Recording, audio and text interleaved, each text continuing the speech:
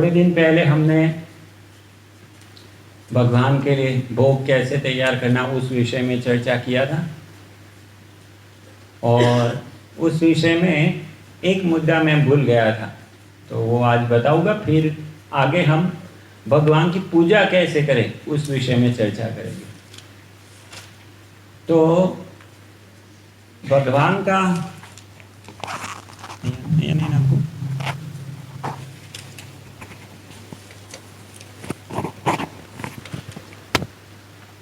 भगवान का भोग तैयार करने के लिए कौन से बर्तनों का प्रयोग करना चाहिए, कौन से बर्तन उत्तम है, कौन से बर्तन नहीं प्रयोग करना चाहिए, वो मुद्दा हम नहीं चर्चा किया था, भूल गए थे।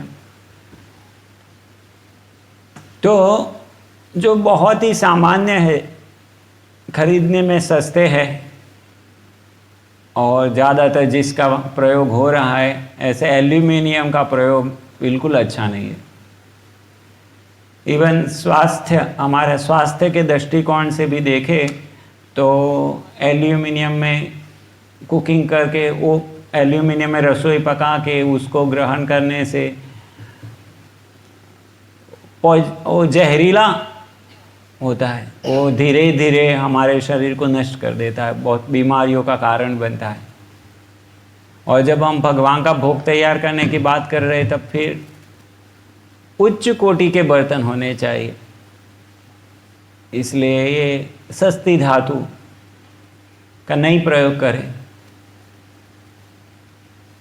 भले ही वो सस्ती है, गरम जल्दी से हो जाती है, बहुत व्यवहारिक है, लेकिन वो शरीर के लिए हानिकारक है और इतनी सस्ती है कि वो भगवान की सेवा के लिए ऐसी सस्ती चीज़ का प्रयोग अच्छा नहीं है। भगवान का भोग तैयार करने के लिए ताम्र और पीतल, वो दोनों धातुएं अति उत्तम है। भले ही सोना और चांदी उनसे ज़्यादा महंगा है, लेकिन उससे भी ज़्यादा भगवान को ताम्र और पीतल ज़्यादा पसंद है। पहले हर जगह में रसोई में यही बर्तन प्रयोग किए जाते थे, उसके अंदर वो कलाई लगा के उसके प्रयोग होते थे, तो वो बहुत ही अच्छा है। उसमें कलाई लगाने की मेहनत होती है, लेकिन वो भगवान का भोग तैयार करने के लिए बहुत ही अच्छे बर्तन हैं। और भगवान को भोग लगाने के लिए, परोसने के लिए भगवान को कांसे का बर्तन या सोना चांदी भी रख सकते हैं, वो भी ठीक है। जिसको जो खरीद कर सके वो, कई भक्त लोग चांदी की प्लेट रखते हैं, सोने की तो नहीं देखा मैंने, लेकिन चांदी की रखते हैं, तो रख सकते हैं। लेकिन कांसा बेस्ट है, सबके लिए कांसा उत्तम है। और अभी जो ज़्यादा व्यवहारिक है, भले ही उत्तम नहीं गिना जाए, लेकिन जो व्यवहारिक है और सब जगह में प्रयोग होता है, वैसा स्टेनलेस स्टील भी चलेगा। उत्तम नहीं है, लेकिन क्योंकि अभी सब जगह में वही मिलता है और वो प्रैक्टिकल है, तो एल्यूमिनियम जितना खराब नहीं है, लेकिन चलेगा। तो स्टेनलेस स्टील भी चलेगा, लेकिन एल्यूमिनियम बिल्कुल अच्छा नहीं, तो उसको छोड़ा जाए। और कांसे की बर्तन खरीदने में थोड़ा सावधान रहिए, क्योंकि कांसे जैसे ही एक दूसरी धातु आती है जर्मेनियम, हो सकता है आप कांसे की जगह जर्मेनियम लेके आ जाए, तो सावधानी से खरीदिए कांसे के बर्तन खरीद रहे हैं तो। और पीतल और तांबा अगर उपयोग कर रहे हैं तो कलाई ज़रूर कीजिए। खट्टे पदार्थ अगर उसमें आप उपयोग खट्टे पदार्थों के लिए उसका प्रयोग कर रहे हैं, तब तो कलाई अति आवश्यक है। ठीक है, तो ये मुद्दा था बर्तन के विषय में, ये जो मैं भूल गया था। हमारे यहाँ तो अच्छा है, शायद एल्यूमिनियम का एक आध कुकर है, उसके अलावा कुछ नहीं है। लेकिन अन्य जगहों में मैं गया था तो सब एल्यूमिनियम के ही बर्तन पूरे के पूरे, उनको पता नहीं था, लेकिन ये स्थिति है। धीरे धीरे एल्यूमिनियम रद्द कर देना चाहिए। और आगे पढ़ते हैं अभी पूजा के विषय में। ये पुस्तक कृष्ण भावना में प्रहलाद कदम में बहुत सुंदर वर्णन है। तो पूजा के विषय में बहुत सारा वर्णन बहुत सारी जगह में मिलता है, लेकिन सामान्यतया जो भी वर्णन होता है वो मंदिर में किस प्रकार से पूजा की जाए उस प्रकार से वर्णन होता है। लेकिन इस पुस्तक में महाराज घर में कैसे पूजा हो इसके विषय में वर्णन कर रहे हैं। तो अभी हम जो पढ़ेंगे वो घर में कैसा धोरण होना चाहिए पूजा का, घर में कैसे नियम होने चाहिए वो पढ़ रहे हैं। तो उसको मंदिर में नहीं लागू करने चाहिए। मंदिर में उससे ज़्यादा नियम होने चाहिए, उससे कम तो बिल्कुल नहीं चलेंगे। तो मंदिर में उससे ज़्यादा नियम होने चाहिए। घर में मंदिर की स्थापना गृहस्थ भक्तों, अभी प्रभुपाद जी ये बताए कि घर में मंदिर रखना और पूजा पाठ करना वो ज़्यादा किसको आवश्यक है। तो वो भी यहाँ पर भी ब्रैकेट में लिखा हुआ है, विशेषकर जो मंदिर से दूर रहते हैं। जो मंदिर के पास ही रहते हैं उनको फिर घर में अलग से पूजा करने की ज़रूरत नहीं है। वो मंदिर के जो विग्रह है, मंदिर में जो पूजा होती है वही उनकी मेन पूजा है। अन्यथा उनका फोकस हट जाएगा मंदिर के विग्रह से और फिर पूरी एनर्जी उधर नहीं लग पाएगी। तो धीरे धीरे जो मुख्य विग्रह है उसकी सेवा में हानि हो सकती है। इसलिए जो मंदिर के पास में रहते हैं, मंदिर आ जा सकते हैं, सेवा कर सकते हैं, उनके लिए तो वही अच्छा है कि वो मंदिर के जो विग्रह है, मंदिर में जो सेवा पूजा होती है उसमें ही भाग ले और सबके साथ मिल के सेवा करे, वही सबसे बढ़िया है। लेकिन कोई इतना दूर रह रहा है कि हर दिन मंदिर आ ही नहीं सकता, हर दिन पूजा की सेवाओं में भाग नहीं ले सकता। जैसे हमारे भारत में तो अच्छा है, हम ज़्यादा से ज़्यादा 10 किलोमीटर 20 किलोमीटर की दूरी पे रहते हैं, लेकिन विदेशों में भक्त लोग 100 किलोमीटर दूरी से मंदिर जाते हैं। तो ऐसी स्थिति में है तो हर दिन संभव नहीं, वो सैटरडे संडे जाते हैं। तो ऐसी स्थिति में उनको घर में एक मंदिर रखना चाहिए, घर में हर दिन मंगला आरती इत्यादि करना चाहिए। लेकिन जो भक्त नज़दीक में रहते हैं उनके लिए अच्छा है मंदिर के कार्यक्रमों में भाग ले। गृहस्थ भक्तों के लिए अपने घर में मंदिर की स्थापना करना आवश्यक है। घर में मंदिर स्थापित करने से तथा इसे परिवार का केंद्र बिंदु बनाने से साधारण घर भी तीर्थ स्थान में परिवर्तित हो जाता है। तो ये बहुत ही आवश्यक है। पहले ये बहुत सामान्य था, हर एक घर में एक मंदिर हुआ करता था जिसमें सुबह शाम ज़्यादा कुछ नहीं तो घी का एक दीपक तो जलाते थे, और जो ज़्यादा भक्तिभाव वाले थे वो धूप भी करते थे और फूल भी चढ़ाते थे और कुछ कीर्तन भी करते थे। लेकिन धीरे धीरे लुप्त होता जा रहा है।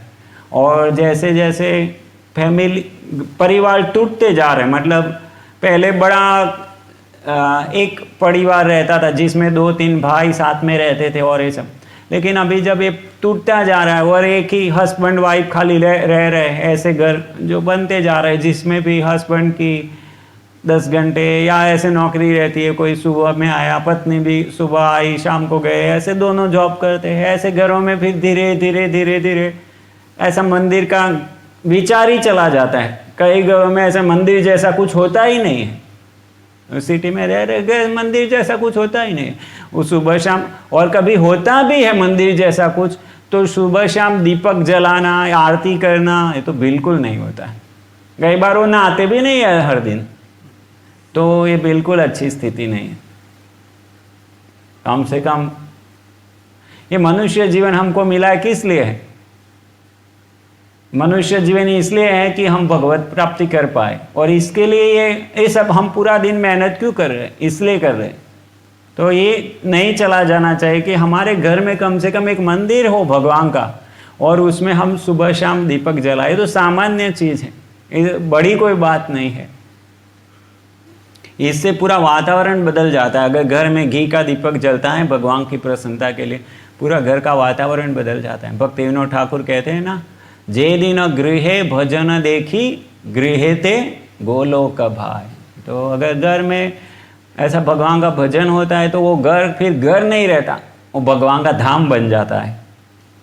जिनके पास पर्याप्त साधन तथा जगह है वे कई बार अपने मकान से अलग स्थान पर मंदिर बनाते हैं, परंतु अधिकांश भक्त अपने घर के एक कमरे को ही मंदिर या पूजा का कमरा बना लेते हैं।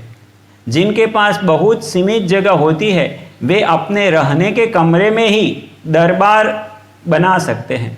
जिनके पास एक ही रूम हो खाली, तो वो भी कम से कम एक जगह अलग करके उधर भगवान को बिठाए, तो हमारा जीवन का केंद्र बिंदु भगवान रहेंगे। सुबह में उठ को भगवान को प्रणाम किया, भगवान को पर्दा हटाया, पर्दा लगाया, भगवान को उठाया, सुलाया, इस प्रकार से हमारा जीवन में भगवान केंद्र बिंदु में रहेंगे। मंदिर वह स्थान है जिसमें घर के लोग कीर्तन, आरती एवं ग्रंथों के पठन हेतु एकत्रित होते हैं, जहाँ श्री कृष्ण को भोग अर्पित किया जाता है तथा जहाँ पारिवारिक सदस्य जप करने, ग्रंथों का अध्ययन करने तथा श्री कृष्ण के चरण कमरों में प्रार्थना करने आते हैं। घर के किसी कोने में रखी अलमारी में मंदिर स्थापित करने की अपेक्षा अलग कमरे में मंदिर स्थापित करना ज़्यादा अच्छा है, क्योंकि अलग कमरे में पवित्रता का वातावरण बनाए रखा जा सकता है। तो कभी कभी घर में ही एक शोकेस जैसा होता है उसमें ही बना देते, तो अगर सुविधा नहीं है तो ऐसा चलेगा, लेकिन हमारे लिए बड़ा सा बेडरूम है और बड़ा सा ड्राइंग रूम है, सब कुछ बड़ी बड़ी व्यवस्था है, भगवान के लिए स्टोर रूम में कहीं एक टेबल लगा दिया तो वो अच्छा नहीं। ऐसी स्थिति हो तो अच्छी व्यवस्था करनी चाहिए। मंदिर का कमरा 2 भागों में विभक्त होता है, तो अगर बड़ा हम भगवान के लिए एक स्पेशल रूम रखा तो फिर उसको कैसे कर सकते हैं, उसमें 2 भाग कर सकते हैं। एक भगवान का ऑल्टर वाला विभाग, और जैसे ये एक विभाग है और ये दूसरा विभाग है, ऐसे 2 विभाग कर सकते हैं। और अगर ऐसा नहीं कर सकते तो कम से कम जो भगवान का ऑल्टर है उसके सामने एक पर्दा हो, जहाँ जैसे करजन में है, शायद आप लोगों ने देखा हो, तो कम से कम भगवान के ऑल्टर के सामने एक पर्दा हो।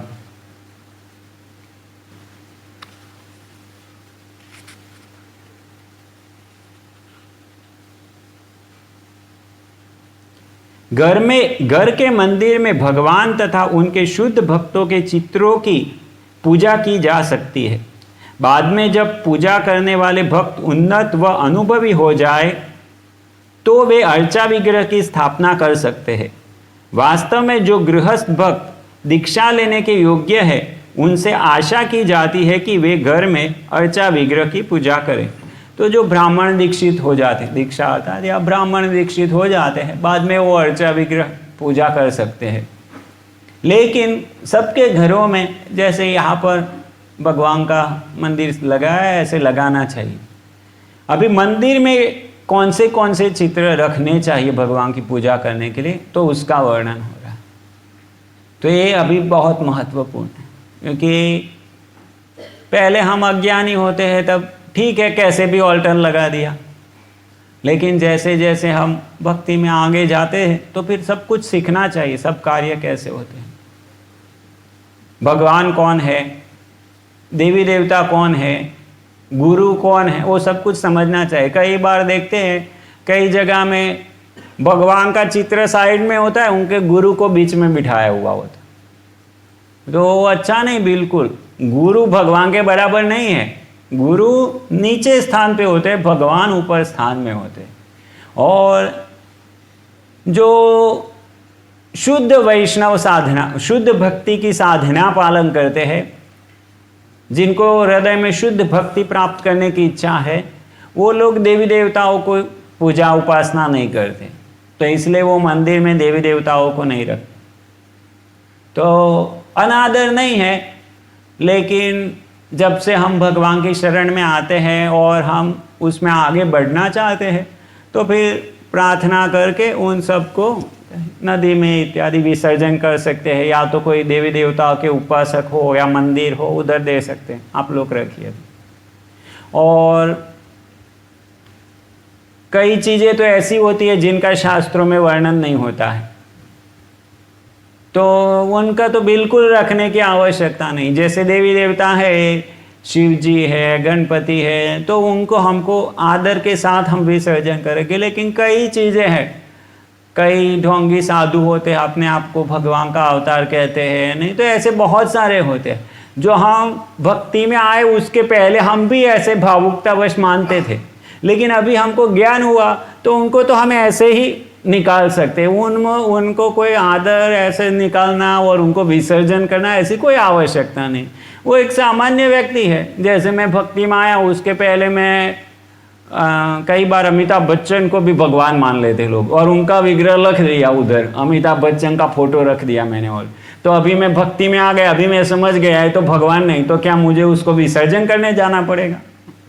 नहीं। तो ऐसे ही अगर हमने पहले कोई ढोंगी व्यक्ति को पूज रहे थे तो अभी ऐसा विसर्जन की जरूरत नहीं। हाँ, देवी देवता का कोई है तो विसर्जन कर सकते हैं, लेकिन अगर हमारे हृदय में इच्छा है कि कृष्ण भक्ति ही करनी है, हमको शुद्ध कृष्ण भक्ति में आगे बढ़ना है, कृष्ण प्रेम प्राप्त करना है, तो इतना निश्चित कर लीजिए कि देवी देवताओं के हमारे हृदय में जो आसक्ति पड़ी है उससे निकलना पड़ेगा। बहुत सारे घरों में मैं गया हूँ, मैं देखे ऐसे फर्स्ट क्लास ऑल्टर लगाते हैं, ऊपर सबसे ऊपर राधा कृष्ण होते हैं, फिर पंच तत्व होते हैं, नृसिंह देव होते हैं, जगन्नाथ बलदेव सुभद्रा भी रखते हैं, और कई बार और भी भगवान के रूप रखते हैं, लेकिन फिर साइड में नीचे कोने में कहीं दुर्गा देवी है, कहीं शिव जी है, कहीं गणपति है, कहीं कुल देवी है, वो नहीं निकाल पाते वो, तो फिर मुश्किल है। आपकी भक्ति चलती रहेगी लेकिन शुद्ध भक्ति मार्ग में आप प्रवेश नहीं होगा। जो चैतन्य महाप्रभु देने के लिए आए वो प्राप्त नहीं होगा। हमारी भगवान की शरणागति में अभी भी कहीं कचास है, हमको भगवान के रक्षण में कहीं पर अभी भी हमको पूरा विश्वास नहीं है भगवान में कि भगवान हमारा पूरा रक्षण करेंगे, उसमें हमको पूरा विश्वास। शरणागति के 6 अंग है, उसमें है भगवान हमारे रक्षक है, भगवान हमारे पोषक है। हमको कहीं अभी भी थोड़ा डर लग रहा है, इनको निकाल देंगे तो कुछ समस्या तो नहीं हो सकती। तो अगर हमको शुद्ध कृष्ण भक्ति चाहिए तो उनको निकाल देना पड़ेगा, उधर नहीं रख सकते। ऐसा नहीं कि उनको फेंक दे, लेकिन आदर सम्मान उसको विसर्जन कर देना पड़ेगा, तभी जाके हम आगे बढ़ सकते। और ऐसा शायद मैं पहले बता चुका हूँ कि ऐसा करने के बाद ऐसा हो सकता है कि शायद आपको बुखार आए, लेकिन आप जब वो पूजा कर रहे थे तभी भी आपको कितनी बार बुखार आया? नहीं आया। तो इसलिए नहीं कि वो निकाला इसलिए बुखार आया, वो हमारी एक भ्रांत धारणा होती है। तो ये निकालने के बाद कुछ भी होता है ना, हम तुरंत लिंक कर देते, देखो ये निकाला इसलिए ये हो गया। हमारा स्कूटर खराब हो गया, गाड़ी खराब हो गई, लड़का बीमार हो गया, लड़के को हमारी उंगली कट गई, लड़के का हाथ टूट गया, बच्चे का ये हो गया, बहुत कुछ हो सकता है। उसके तुरंत बाद जो भी होगा हम सीधा कनेक्ट कर देंगे, देखिए इसके कारण ये हो गया। अरे लेकिन आप पूजा कर रहे थे तो भी 1000 प्रकार की मुश्किलें आई थी, आपको टाइफाइड हो गया था, आपको बहुत सारा कुछ हो गया होगा। तो ऐसा नहीं है कि वो निकालने के कारण हुआ है, लेकिन वो हमारा टेस्ट होता है, हमारी परीक्षा होती है कि हमको कितना विश्वास है। इसलिए भगवान ऐसा, भगवान कर सकते हैं, माया कर सकती है, कुछ भी हो सकता है, लेकिन हमको विश्वास रखना पड़ेगा, नहीं ये इसके कारण नहीं है। अगर कृष्णा चाहते हैं मेरा रक्षण करने के लिए, दुनिया में कौन सी ताकत है मुझे मार सकती है? और अगर कृष्णा मुझे मारना चाहते हैं, दुनिया में कौन सी ताकत है मुझे बचा सकती है? तो ये विश्वास के साथ हम वो कार्य करना पड़ेगा और डरना नहीं पड़, फिर आगे बढ़ते रहना। शायद मैं बताया था गोवा में एक जगह में ऐसा हुआ, तो ऐसा हम, लेकिन सद्भाग्य ये था कि पहले दिन मैंने ये सब कुछ समझाया हुआ था कि ऐसा निकालने के बाद ऐसा हो सकता है कि हमको बुखार हो जाए, सर्दी हो जाए, सिर दर्द हो जाए या कुछ दुर्घटना हो, तो उसको लिंक नहीं करना चाहिए, और ऐसे ऐसे मैंने पहले ही उनको समझाया हुआ था। और फिर उनके मंदिर में साईं बाबा थे, गणपति जी थे, और कोई दूसरे कोई व्यक्ति को मानते थे, और कोई स्त्री थी उनको भी वो पूछते थे, तो वो सब कुछ था, तो वो सब कुछ निकाल दिया। तो अभी उनको डर लग रहा था, मैं बोला ठीक है, वो बोले आप निकाल दें, मैं जाके निकाल दिया। फिर दूसरे तीसरे दिन वो एक दीपक था, वो घर में हमेशा अखंड ज्योत जला के रखते थे घी की वो। तो मैं बोला वो तो अच्छा है, ठीक है, वो रख दिया। तो दूसरे तीसरे दिन वो जो गृहिणी गृह स्वामिनी थी तो वो मंदिर साफ सफाई कर रहे थे, तो साड़ी पहन के कर रहे थे, तो उनका पल्लू वो दीपक में लग गया, तो आग लग गई पल्लू में। तो बाद में उन्होंने लिंक करना ऐसे शुरू किया, लेकिन उनका लड़का अच्छा था, छोटा ही लड़का है अभी तो, लेकिन जो बच्चे ने समझाया उनको कि नहीं नहीं ये ऐसा नहीं है, ये तो ज्यादा बड़ी होनारत होने वाली थी, पूरा ये सब कुछ जल सकता था, लेकिन ये भक्त लोग आए और इन्होंने इतना कीर्तन किया, इसलिए ऐसा हुआ कि खाली इतने में काम समाप्त हो गया। तो भगवान के भक्तों का ये नजरिया होता है, भगवान के भक्तों के साथ ये होता है, वो कुछ बड़ा होने वाला होता है लेकिन भगवान उसको छोटे में खत्म कर देते। अभी आप भक्त होता है वो क्या देखता है, देखा तुम भक्ति करते हो लेकिन तुम्हारे साथ ये हुआ। लेकिन भक्त होता है क्या सोचता है, अरे मेरे साथ तो इतना होने वाला था लेकिन भगवान ने उसको एक। और ये गलत नहीं है, आप अगर ज्यादा इस विषय में जाएंगे, समझने के लिए प्रयास करेंगे शास्त्रों से, तो आप पाएंगे कि ये वास्तविकता है। लोग नहीं होते अपने खराब कर्मों को दूर करने के लिए ज्योतिष के पास इत्यादि पे पास जाते, उससे कुछ दूर नहीं होगा। वास्तविक विधि है, आप कृष्ण की शरण लो, कृष्ण का नाम, कृष्ण की लीलाएं, भागवत, उसकी शरण लो तो वो सब कुछ बदल सकता है। तो जैसे ही हम भगवान की शरण में जाते हैं, हमारे पिछले कितने जन्मों का कर्मों का भाड़ा है, सब बड़ा पोटला है कर्मों का, तो भगवान क्या करते हैं, वो बड़ा पोटला है उसको छोटा करके ऐसे करके दे देते हैं। तो आप भगवान की शरण में आए तो भगवान शुद्धिकरण करेंगे। अभी शुद्धिकरण के लिए इतना सारा था तो भगवान उतना नहीं, भगवान बोलते उसकी जगह इतना ले लो, तो इतना तो लेना पड़ेगा ना हमको। तो वही चीज है और कुछ नहीं है, लेकिन हमें नहीं जानते होगे तो हम डिस्टर्ब हो सकते। तो इसलिए मैं पहले ही बता रहा हूं कि आप ऐसा करेंगे और ऐसा कुछ होगा तो आप विचलित नहीं होइए, ऐसा कुछ हो सकता है। लेकिन हम जब सेवा पूजा करते हैं ये सब देव देवता की और सब कुछ, तभी भी हम बीमार होते हैं, तभी भी हमारे साथ जीवन में मुश्किलें आती। तो ये भौतिक जगत में दुख आना, कष्ट आना है तो चलता ही रहेगा। हम कृष्ण भक्त है तभी भी है, कृष्ण भक्त नहीं थे तभी भी था। तो ये मनुष्य जीवन उसमें सेटलमेंट करने के लिए नहीं है, मनुष्य जीवन परमानेंट सॉल्यूशन के लिए है, और वो है कृष्ण की एकांतिकी या तो शुद्ध भक्ति की, अनन्य शरण कृष्ण की, उनके सिवाय और कोई। तो इसके लिए हमारा ऑल्टर कैसा होना चाहिए, सबसे ऊपर भगवान का चित्र होना चाहिए, राधा कृष्ण जैसे यहाँ पर है। फिर जैसे यहाँ पर महाराज वर्णन करते हैं, हम उसके अनुसार पढ़ते हैं। तो जैसे नीचे है संप्रदाय के आचार्य गण, इस्कॉन के संस्थापक आचार्य ऐसी भक्ति वेदांत स्वामी प्रभुपाद, भक्ति सिद्धांत सरस्वती ठाकुर, गौर किशोरदास बाबा जी महाराज एवं भक्ति विनोद ठाकुर, और साथ साथ में जगन्नाथ दास बाबा जी महाराज का भी चित्र रख सकते हैं। फिर उनके बाद है वृंदावन के 6 गोस्वामी जो चैतन्य महाप्रभु के शिष्य है, और उन्होंने ये कृष्ण भक्ति गौड़ीय वैष्णव परंपरा खास करके आगे बढ़ाई। उसके बाद है पंच तत्व, इस तरफ आप देख रहे हैं श्री चैतन्य महाप्रभु तथा उनके प्रमुख पार्षद। आप सबको पता होगा, मैं आशा रख रहा हूँ इसलिए ज्यादा नहीं बता रहा। फिर भगवान नृसिंहदेव,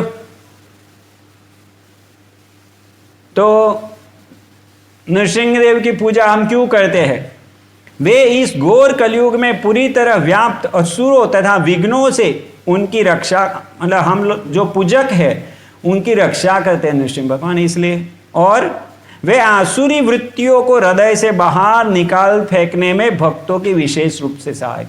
तो बाहर जो असुर है उनसे भी हमारी रक्षा करते, और हमारे हृदय में बैठे असुरों से भी हमारी रक्षा करते। तो इसलिए हम नरसिंह भगवान की पूजा करते हैं।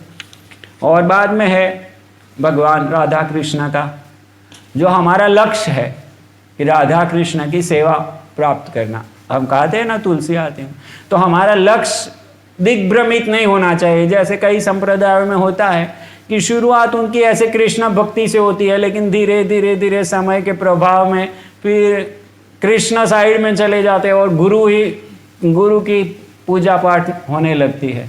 तो ऐसा नहीं होना चाहिए। हम श्री प्रभुपाद की पूजा करते हैं, चैतन्य महाप्रभु की पूजा करते हैं, यही लक्ष्य से करते हैं कि उनकी कृपा से हम राधा कृष्ण की सेवा प्राप्त कर पाएंगे। हम तुलसी महारानी की पूजा करते हैं, वही सेवा, वही भावना से। तो हमारा प्रयोजन है राधा कृष्ण की सेवा में संलग्न होना। लेकिन हमारा भाव ये भी नहीं है कि हम ये सब को हटा के डायरेक्ट राधा कृष्ण की सेवा करना चाहते। ये भी गौड़ीय वैष्णव संप्रदाय का भाव नहीं है। हमारा भाव क्या है? हम राधा कृष्ण की सेवा करना चाहते हैं, लेकिन गोपी भर्तु पद कमलयोर दास दासानुदास। तो हम उनके दास के दास के दास, तो हम डायरेक्टली लायक नहीं है उनकी सेवा करने के लिए। तो कोई सेवक उनकी सेवा कर रहा है, मैं उनके सेवक बनूंगा या तो उनका सेवक का सेवक बनूंगा, इस प्रकार से उनकी सेवा में लगूंगा। लेकिन हमारा लक्ष्य है राधा कृष्ण की सेवा, राधा कृष्ण की प्रसन्नता, वो हमारा लक्ष्य जीवन का। थोड़ा पढ़ लेता हूं, बाद में प्रश्न लेते।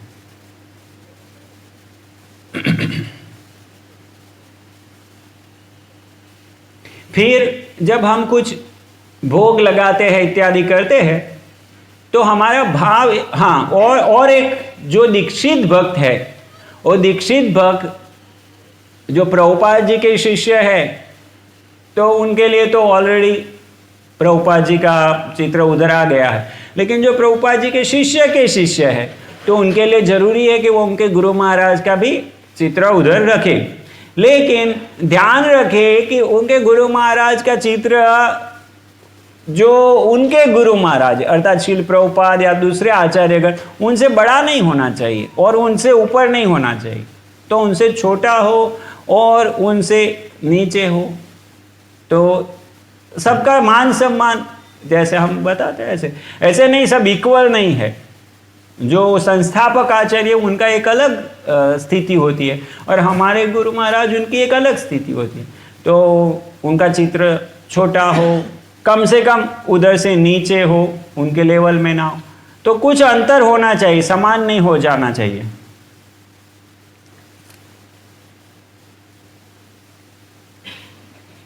मंदिर को अच्छी तरह सजाना चाहिए तथा रोज फूल व हार अर्पित करने चाहिए। जितने ऐश्वर्य के साथ पूजा की जाए उतना ही अच्छा है। जिनके पास अधिक धन नहीं है उनको भी अपनी क्षमता अनुसार अच्छी से अच्छी पूजा करनी चाहिए। कम से कम रोज अगरबत्ती दिखानी चाहिए तथा मंदिर वाले कमरे को साफ सुथरा रखना चाहिए। तो कम से कम ये तो कर ही सकते हैं, जिनके पास कुछ नहीं, एक अगरबत्ती तो दिखा ही सकते, कम साफ सफाई तो कर ही सकते।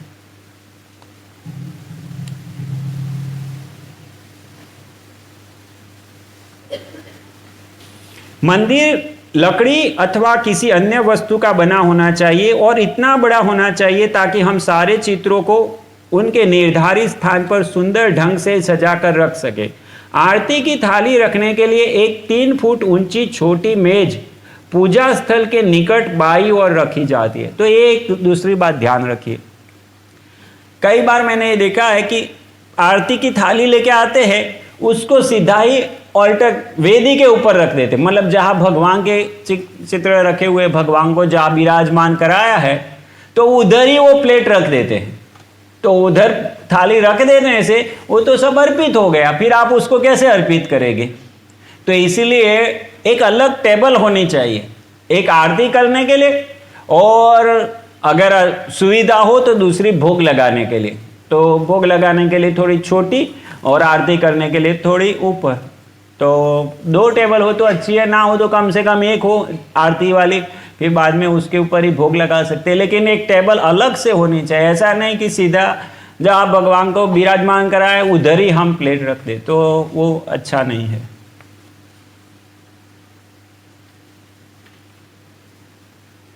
फिर आगे बता रहे कि मंदिर में और भी अनेक नियम पालन करने होते हैं भगवान की पूजा करते समय, जिसका भक्ति रसामृत सिंधु में वर्णन है, तो हम पढ़ सकते हैं। और घर में सब नियमों को पालन करने का मुश्किल हो तो उसमें से कुछ महत्वपूर्ण नियम है जो तो हम नहीं छोड़ सकते, तो प्रयास करना चाहिए अच्छे से अच्छा स्टैंडर्ड हम पालन कर सके। हालांकि मंदिर के जैसे नहीं हो सकता, लेकिन जितना हो सके उतना पालन करना चाहिए। ठीक है प्रभु, अभी कुछ प्रश्न ले सकते, बाद में आगे बढ़ते।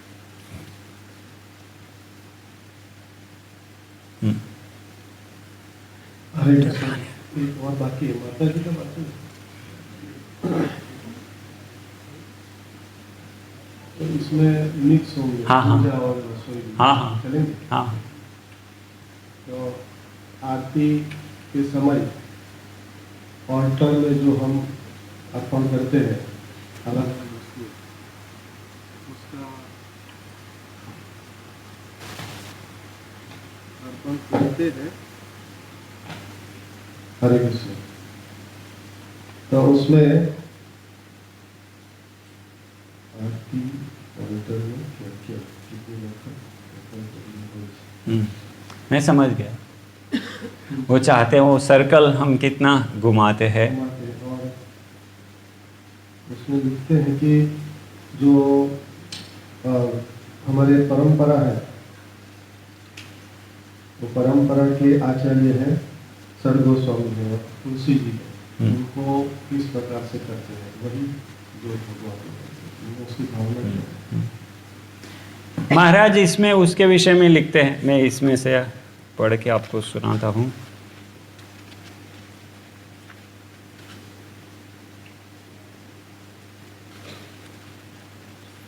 कभी कभी आरती केवल अगरबत्ती, पुष्प तथा चवर अर्पण करके की जाती है।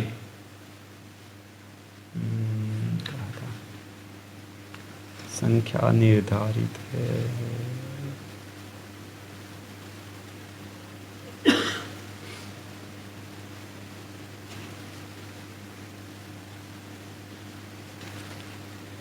anyway, अभी मुझे प्राप्त करना शायद मुश्किल हो सकता है, लेकिन इसमें महाराज वर्णन करते हैं कि हालांकि वो निर्धारित है कितने वर्तुल घुमाने चाहिए, लेकिन घर में अगर आप इतने पालन नहीं कर पाते तो कोई समस्या नहीं है। आप पूरा भगवान को 7 बार पहले ऐसे जब लेके जाते हैं तो ऐसे पहले गुरु, फिर परंपरा, प्रभुपाद परंपरा, फिर षड गोस्वामी, फिर तुलसी महारानी, पंच तत्व, नृसिंहदेव, ऐसे उनका परमिशन लेते हुए ऐसे दिखाते कि मतलब हम उनको अर्पण कर रहे हैं, वो भगवान को अर्पण कर रहे हैं। और फिर भगवान के पास जाके भगवान को ऐसे 7 बार अर्पण करें, और फिर वही 7 बार राधा रानी को अर्पण करें, फिर नृसिंहदेव को, फिर पंच तत्व को, फिर तुलसी महारानी को, फिर षड गोस्वामी, फिर परंपरा, प्रभुपाद, गुरु महाराज, और फिर बाहर सबको। अभी घर में आप इसकी अवधि 20 मिनट रख सकते हैं, और आपके पास ज़्यादा समय नहीं तो 15 मिनट रख सकते हैं। तो आप इतना समझ लीजिए कि राधा कृष्ण को तो 7 बार अर्पण करना है पूरा शरीर में। फिर नीचे जो प्रसादी रूप में हम अर्पण करते हैं गुरु परंपरा में तुलसी महारानी को, उनको आप 7 बार नहीं तो 5 बार कर सकते हैं, 3 बार कर सकते हैं, 1 बार कर सकते हैं, लेकिन समय आप एक निर्धारित कर लीजिए। जैसे एक समय 20 मिनट अच्छा है, अगर आप 20 मिनट निकाल सके प्रतिदिन भगवान की सेवा करने के लिए तो अच्छा है। मंदिरों में तो वो 23 से 25 मिनट तक होता है, तो उस हिसाब से आप अपने हिसाब से फिक्स कर सकते हैं घर में कि ये इतनी बार, और एक बार फिक्स किया फिर उसको आप पालन कीजिए कि मैं हर दिन ऐसे करूँगा।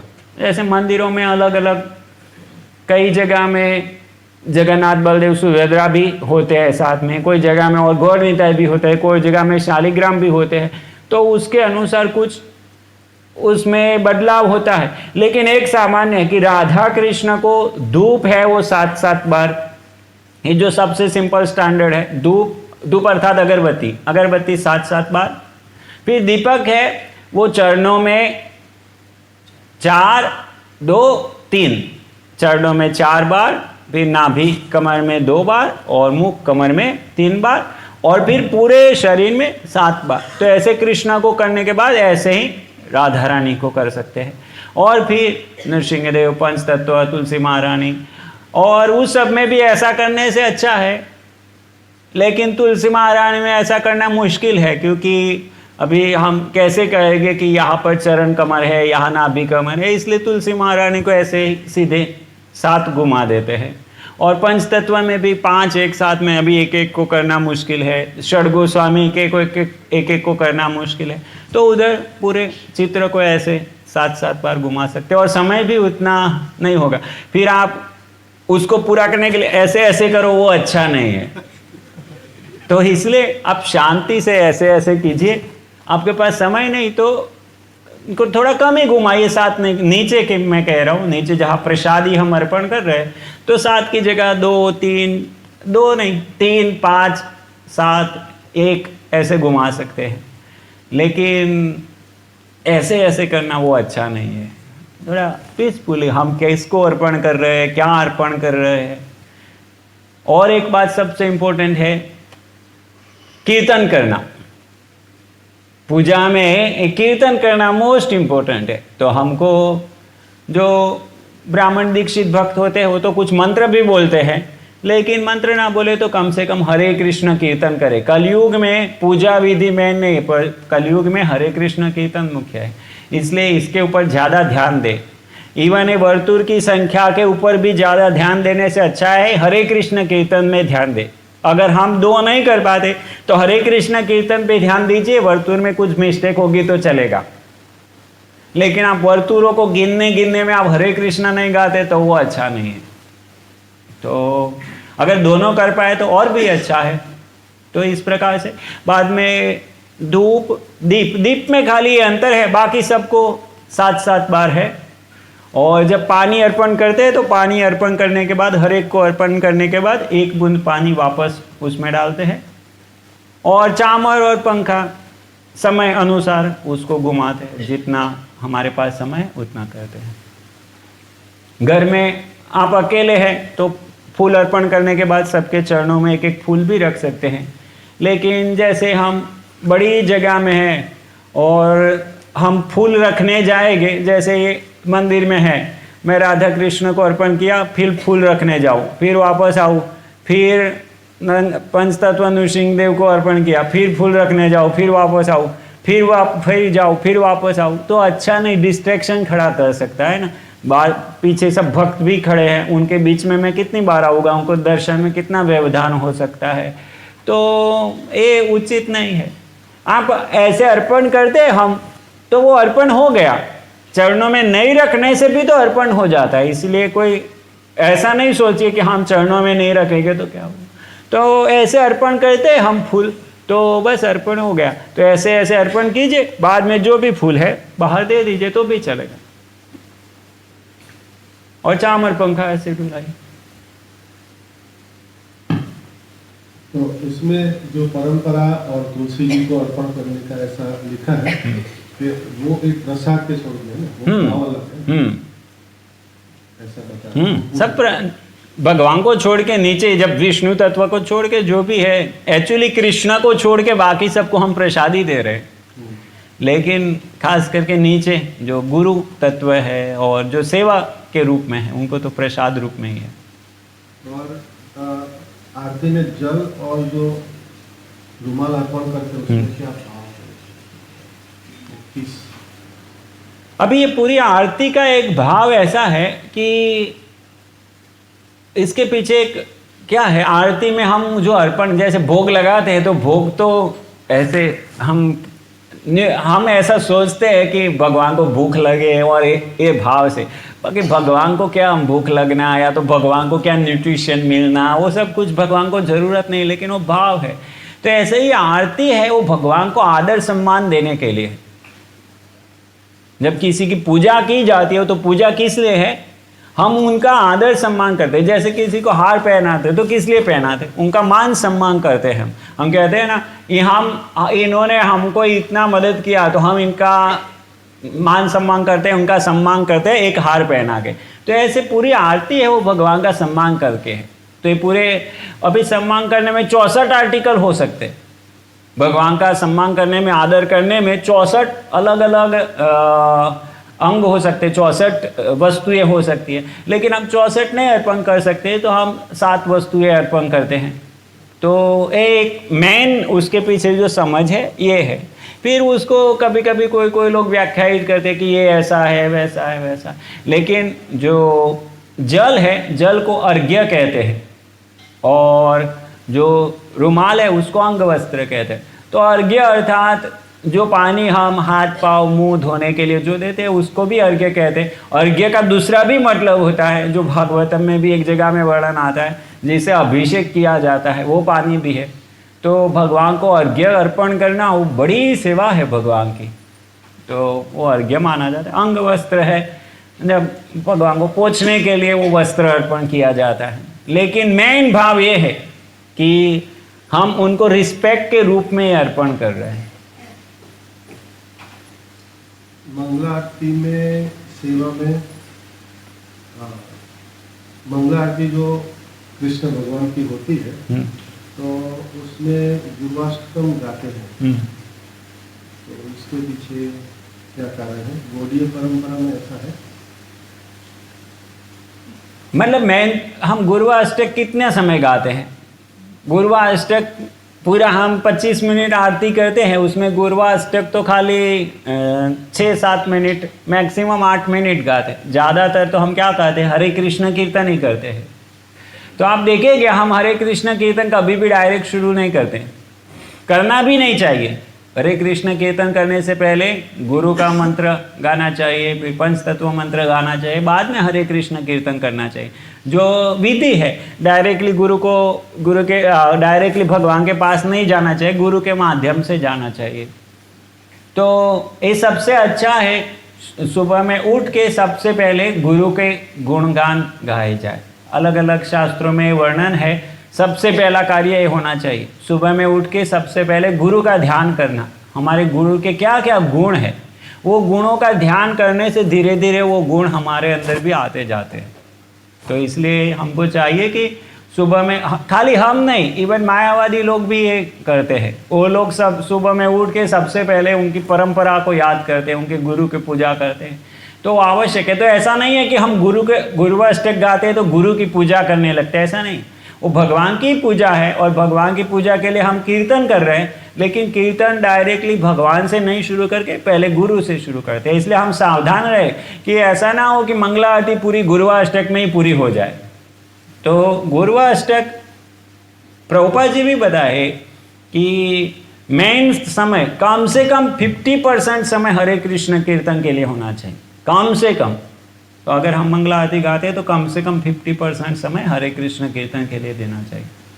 और गुरुवाष्टक के भाव में हम गाते हैं कि पहले गुरु जी को हम गुणगान गाते हैं, वो कृपया हमको कृपा करें ताकि हम भगवान के गुणगान गा सकें। इस भाव में हम गाते हैं। वो हमारे गुरु महाराज को प्रार्थना है, जो प्रभुपाद जी के शिष्य है उनके लिए।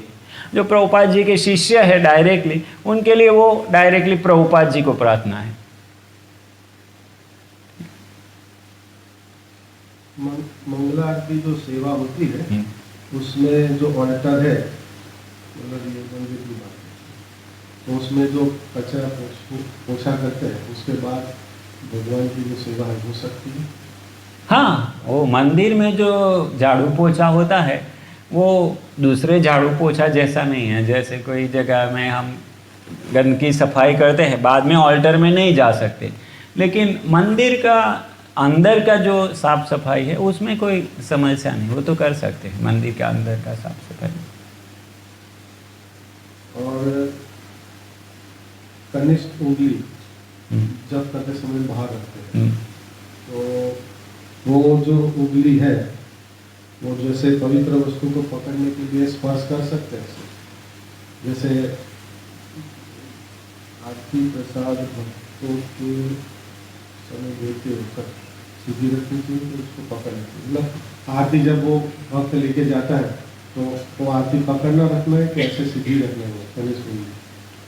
नहीं, उधर कोई ऐसा वर्णन नहीं मिलता। इवन पूजा में भी कहीं जितना मैं पढ़ा कहीं पर ये वर्णन नहीं आया कि ये उंगली टच नहीं करना है। जैसे जप में वर्णन है कि ये उंगली टच नहीं करना है, स्पष्ट वर्णन है ना। ऐसे पूजा में कहीं वो वर्णन नहीं है कि ये अशुद्ध है तो नहीं। और एक जगह में मैंने पढ़ा जहाँ हम कुल्ला करते हैं ना, तो कुल्ला करते समय कई भक्त होते हैं ऐसे, ये 3 उंगलियां डाल के साफ करते गला, तो उधर वर्णन है कि ये उंगली नहीं डालनी चाहिए, ये 2 उंगलियां डालनी चाहिए। अन्यथा मैंने कई वक्त खाने में थोड़ा अवॉइड करते हैं, हाँ वो कर सकते हैं। देखिए आप अगर कर पाते हैं थोड़ा बहुत करिए जहाँ, लेकिन ऐसा ना हो कि वो निकालने के कारण आप सेवा में रुकावट हो। कहीं मैं पढ़ा नहीं ऐसा कि उसका प्रयोग नहीं कर सकते ऐसा। प्रसाद का मतलब प्रभुपाद का मैंने वीडियो देखा, उसमें तो प्रभुपाद जी जब प्रसाद लेते हैं तो ये वाली इंग्लिश वो नहीं, वो तो ऐसे ही, उसका कुछ reason नहीं नहीं कुछ नहीं, ऐसे मतलब आज अंग्रेजी जैसे चली अंग्रेजी तक नहीं वाले नहीं नहीं नहीं कुछ नहीं, कुछ रीजन नहीं। तो भगवान को भी जो आरती वगैरह अर्पण करते हैं उसमें टच कर सकते हाँ हाँ, हैं। मंदिर ऑल्टर सेवा, ऑल्टर में, अच्छा ये तो हमारे वहाँ का प्रश्न है। ऑल्टर में जो पोछा लगाते हैं तो ऐसे नीचे बैठ करके लगाते हैं, अभी काफ़ी सारे भक्त वृद्ध है, तो वो हमारा जो लकड़ी का है अलग से करके कर सकते हैं।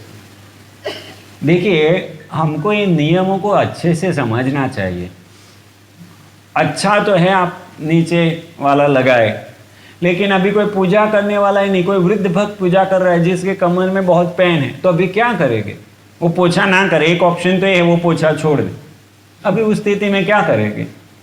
तो ऐसी स्थिति है तो हमको ठीक है, हमको वो समझना पड़ेगा ये अपवाद रूप है भाई, इसको रेगुलर में नहीं लाना है।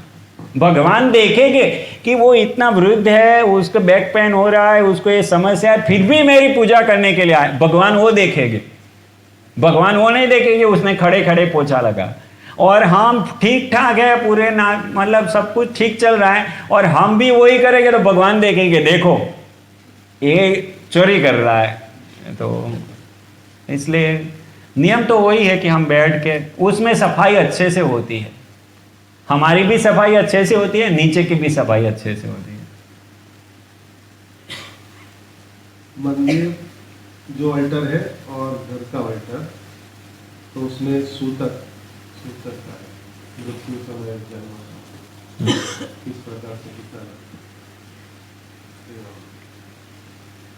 सब अलग अलग सूतक, और अभी आप ये एक लाइन का प्रश्न नहीं है, क्योंकि सूतक के विषय में इतनी बड़ी पुस्तक होती है, किसका कितना सूतक लगेगा, तो इसलिए एक लाइन में जवाब देना मुश्किल है।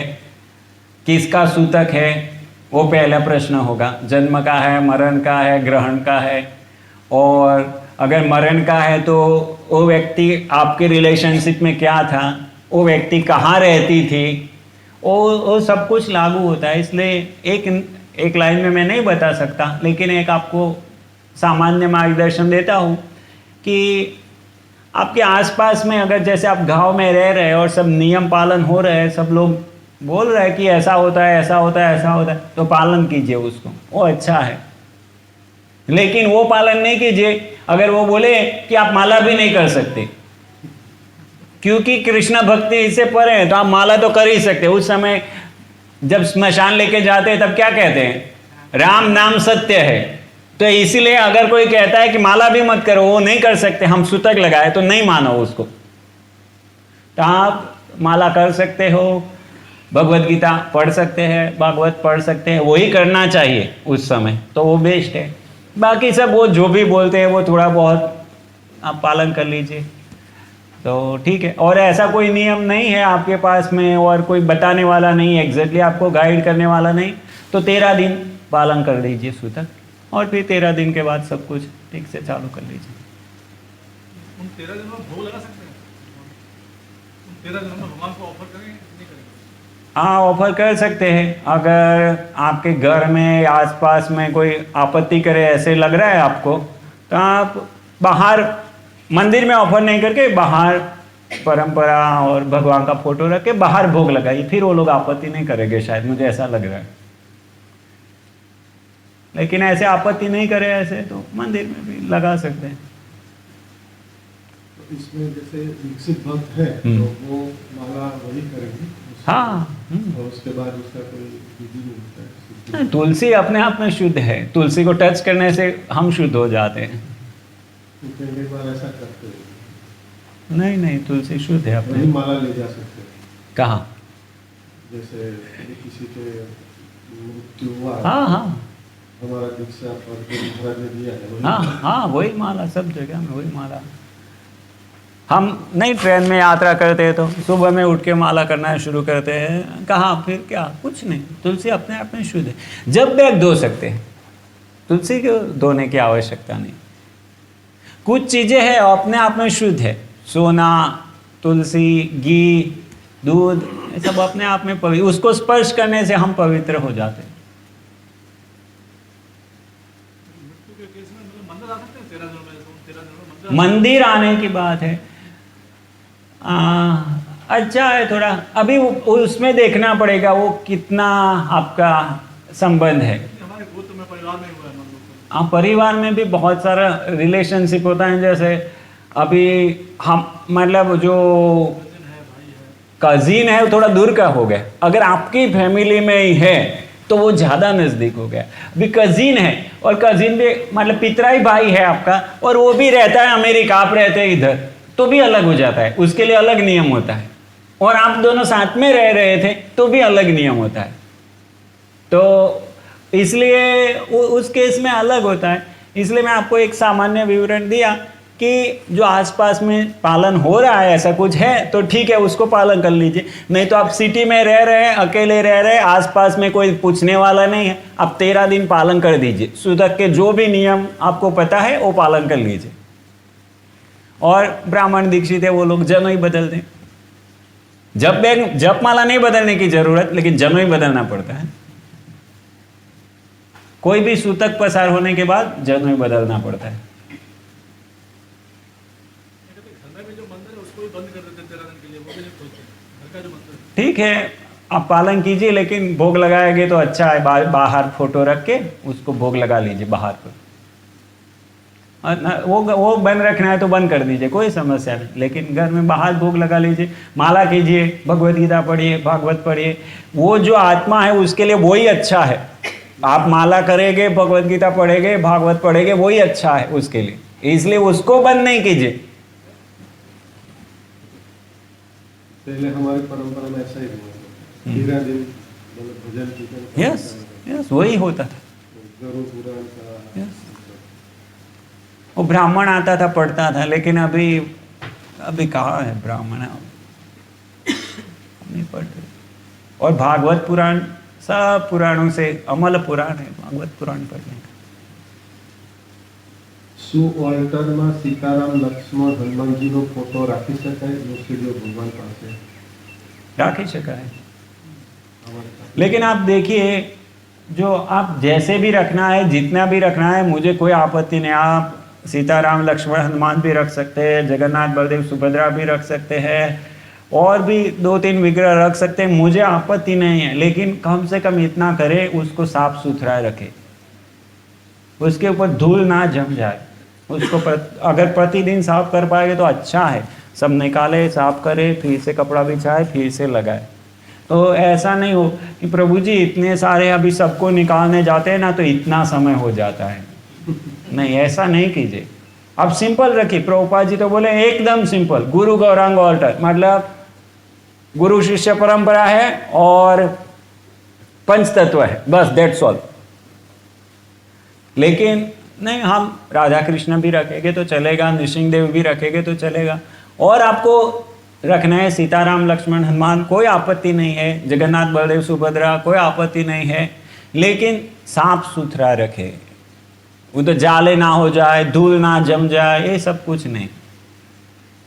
प्रतिदिन जो फूल अर्पण करते हैं रात को निकाल दे, और ये सब कुछ करे। शिवजी वैष्णव से तो ऑल्टर में फोटो क्या न राखी शकाय? शिव जी वैष्णव है, लेकिन जैसे एक आचार्य होते हैं ना हमारे, तो शिव जी ने जो भगवान की भक्ति किया है, तो उनका जो कार्य था, वो जो भक्ति की रीत थी, जैसे हम सभी आचार्यों के भी फोटो नहीं रखते ना, तो हमारा कुछ लिमिटेशन भी है। एक तो कि हम सबका फोटो नहीं रख सकते, फिर शिव जी का रख सकते तो और भी दूसरे बहुत सारे वैष्णव है, कोई कहेगा उनका क्यों नहीं रखते, उनका भी रख सकते, तो ऐसे तो हमारा ऑल्टर पूरा भर जाएगा। तो इसीलिए हमारे जो रिसेंट आचार्य है उनके हम रखते हैं, हमारी पूरी गुरु शिष्य परंपरा का भी नहीं रखते, खाली रिसेंट आचार्य भक्ति विनोद ठाकुर तक रखते हैं, कोई भक्त जगन्नाथ दास बाबा जी महाराज का भी रखते हैं, और फिर षड गोस्वामी, जिनसे हमको रिसेंट जो है गौड़ीय वैष्णव परंपरा प्राप्त हुई है। तो शिव जी की भगवान की पूजा करने की पद्धति अलग है, हम वो पूजा पद्धति नहीं पालन करते ना। ऐसे रामानुजाचार्य, श्री रामानुजाचार्य वो वैष्णव है कि नहीं है, हम उनके फोटो नहीं रखते ना। वल्लभाचार्य वो भी वैष्णव है। तो हर एक का संप्रदाय होता है, वो संप्रदाय के आचार्यों के फोटो रखते हैं, क्योंकि वो जो पद्धति पालन कर रहे हैं वो आचार्यों ने उनको दिया। तो ऐसे शिव जी महान वैष्णव है, लेकिन शिव जी ने जो जिस प्रकार से भगवान की पूजा किया था, जिस प्रकार से ध्यान किया था, हम लोग उस प्रकार से नहीं करते ना भगवान की सेवा पूजा। हम किस प्रकार से करते हैं, हमको किसने सिखाया? तो हमको जिसने सिखाया हम उन लोगों का रख रहे हैं, इसलिए हम शिव जी का नहीं। ऐसे नहीं अपमान है, नहीं, शिव जी वैष्णवा नाम यथा शंभु, शिव जी महान वैष्णव है तो रख सकते हैं, लेकिन सबका रखना संभव नहीं है। ऐसे तो बहुत सारे वैष्णव, अनंत कोटि वैष्णव वृंद है, कितने रख, तो हम उनके रखते हैं जिन्होंने हमको पूजा पद्धति सिखाई। तो ये प्रश्न जब शिवरात्रि आती है तभी होता है कि शिव जी तो वैष्णव है, तो उनके लिए आप उपवास क्यों नहीं रखते? हाँ, रख सकते हैं उपवास, अगर हम शुद्ध भाव में रखें। हमको पहले झांच कर देखना चाहिए कि हम किस लिए उपवास रखना चाहते हैं। हम उपवास इसलिए रख रहे हैं कि शिव जी हमको कृष्ण भक्ति रहे, तो हाँ उपवास करने में कोई आपत्ति नहीं है। लेकिन हम उपवास रखेंगे और फिर शिव पूजा करेंगे, और हमारा शिव पूजा करने के लिए शिव भक्तों के साथ मिश्रित हो गए, फिर हमारी चेतना भी ऐसे हो जाए। इसलिए ऐसा सब कुछ होता था अलग अलग समय में, कि जो वैष्णव होते वो भी ऐसा कुछ इस प्रकार से सेवा पूजा करते थे, शिवरात्रि पर उपवास और ये सब कुछ करते थे। लेकिन हमारी स्थिति देखते हुए प्रभुपाद जी ने हमको सिंपल दिया, नहीं भाई आप इतना ही करो। जैसे पहले तो भक्त लोग 64 माला करते थे, तो हम लोग नहीं कर पाते, प्रभुपाद जी ने बोला ठीक है आप 16 करो।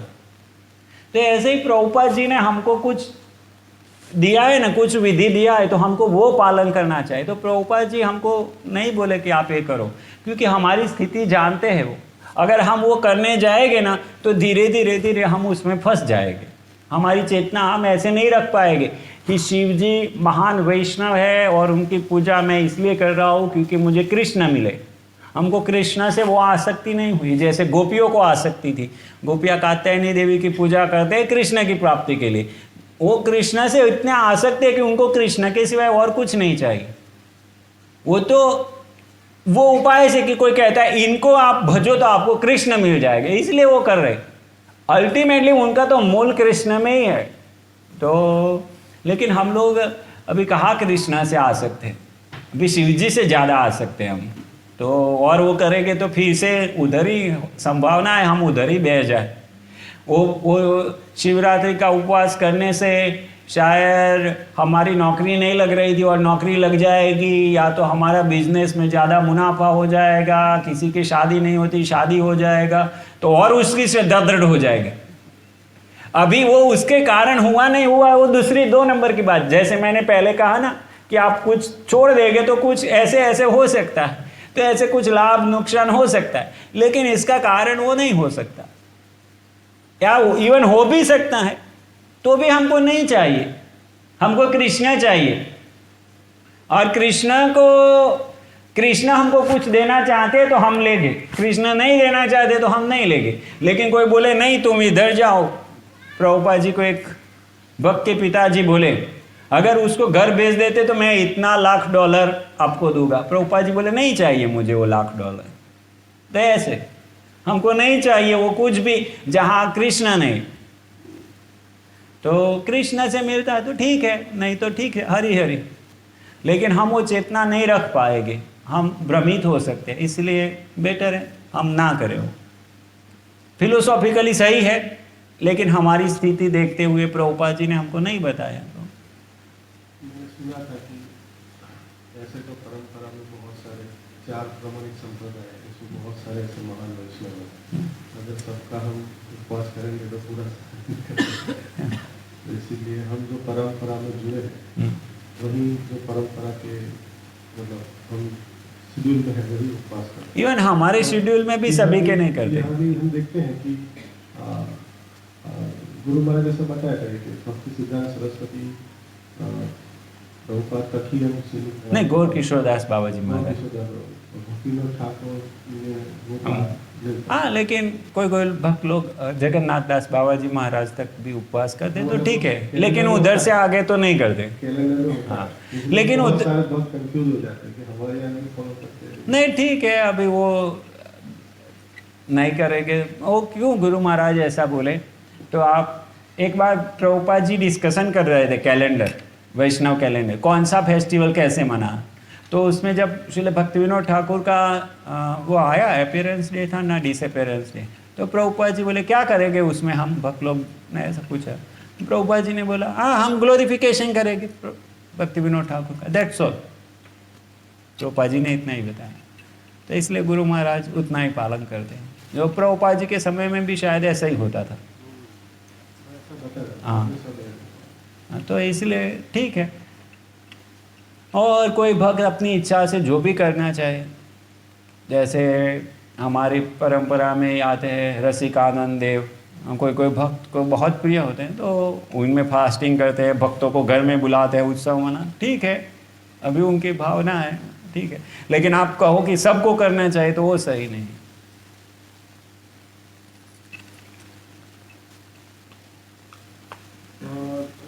गृहस्थ जीवन में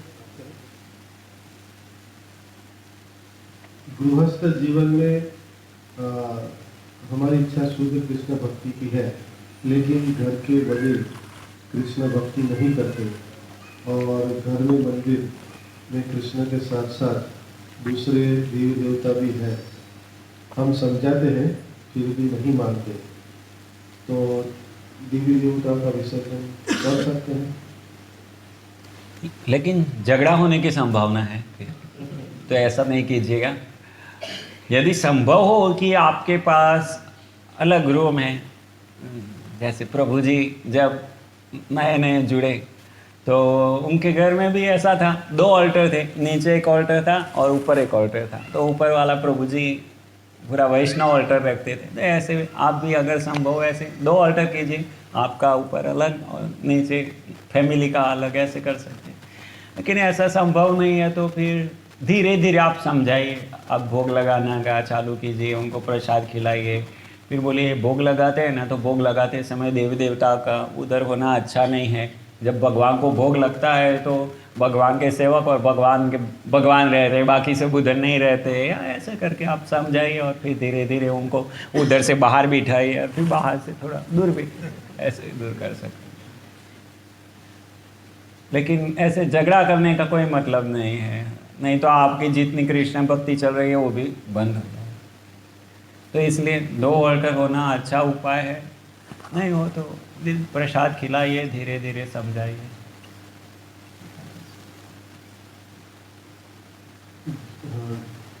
દીપ ફૂલ और જળ જે પણ વસ્તુ અર્પણ કરીએ છીએ તે રિટર્નમાં આવતી વખતે ગુરુ પરંપરા પછી પોતાના ગુરુ મહારાજને ઓફર કરીએ છીએ અને પછી ભક્તોને આપવા માટે આપણે ફરીથી પ્રભુપાદને ઓફર કરીએ છીએ। એ યોગ્ય છે? ગુરુ મહારાજને અર્પણ કરેલી વસ્તુ પ્રભુપાદને આપવી યોગ્ય છે? इवन हम गुरु महाराज को भी देते हैं ना फिर से।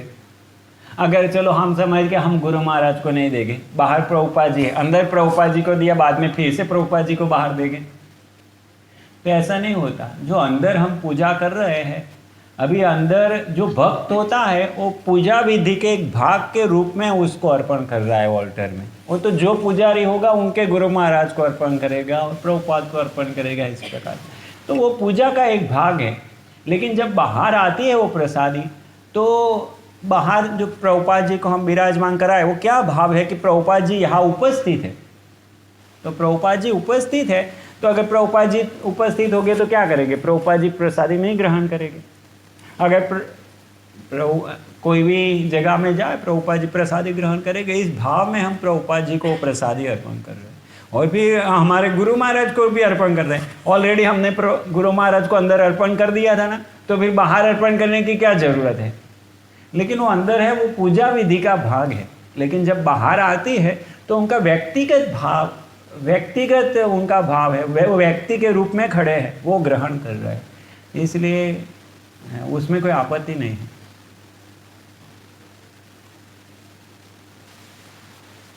કોઈ વાર રાત્રે ભોગ બનાવવો પડે, રાત્રે 12 પછી તો શું ભોગ લગાવી શકાય? आधुनिक जीवन में क्या कर सकते हैं एक्चुअली रात को 12 बजे के बाद खाना भी नहीं चाहिए। ऐसे रात का जो समय है, सूर्यास्त से लेके सूर्योदय का समय, उसके 4 भाग करने चाहिए और उसमें बीच वाले 2 भाग है वो सो जाना चाहिए, उसमें खाना नहीं चाहिए बिल्कुल। लेकिन अभी आधुनिक जीवन में वो सब पालन करना मुश्किल है। अभी घर के स्वामी हैं, वो बाहर काम से आते हैं, ऐसे आते हैं, तो क्या करेंगे। अभी रात को कुकिंग करना पड़े तो बिना भोग लगाए खाए, उससे अच्छा है अब भोग लगाइए। आपने भगवान को मंदिर में सुला दिया है, मंदिर में नहीं भोग लगाइए, बाहर ऐसा फोटो रखिए जहाँ भोग लगा सके।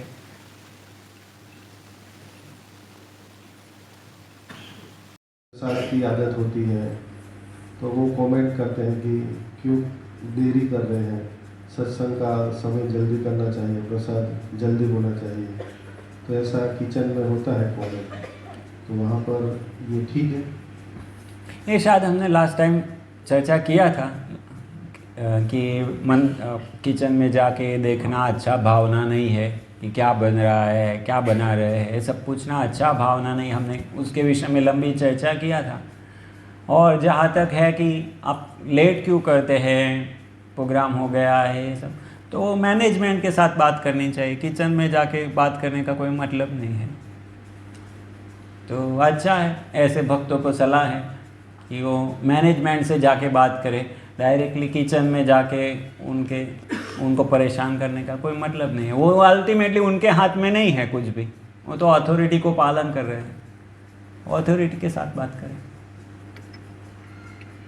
कभी कभी ऐसा कार्यक्रम थोड़ा लेट होता है तो कोई भक्त किचन में जाकर के फिर थोड़ा आक्रोश में सब कमेंट करते कितना लेट हो गया, और सब भक्तों को प्रसाद की सर्विस में लगा देते हैं, कार्यक्रम भी चालू है, मतलब पूरा हाँ, मतलब ये तो मैनेजमेंट का प्रश्न है, ये तो कोई फिलोसॉफिकल बात नहीं। मतलब ये सही नहीं है, वो तो सब समझते हैं। कोई भी कहीं पर भी कोई भी गलती कर रहा है तो आक्रोश करने का कोई मतलब नहीं है। तो उनको सही तरह से जाना चाहिए जो सही करने वाले हैं। अगर कुछ चीज़ गलत चल रही है, हमको उसको सही करना है, तो डायरेक्टली उसके सिर पे जाके बैठ जाने से अच्छा है अथॉरिटी के माध्यम से जाए। शायद वही प्रश्न है, भोग बनाते समय जिनको जैसा अच्छा लगता है वैसा वो बनाते हैं, और अन्यों को भी ऐसा बनाने के लिए फोर्स करते हैं। तो ये मनोभाव ठीक है, जहाँ पर स्वाद की अपनी तुष्टि का विचार है और ऐसा कह कर के मतलब समाधान करते हैं कि सबको भी अच्छा लगता है। तो कोशिश हाँ, जिसमें केंद्र कृष्ण नहीं है, तो इस प्रकार की जो किचन में बात होती है तो ठीक है।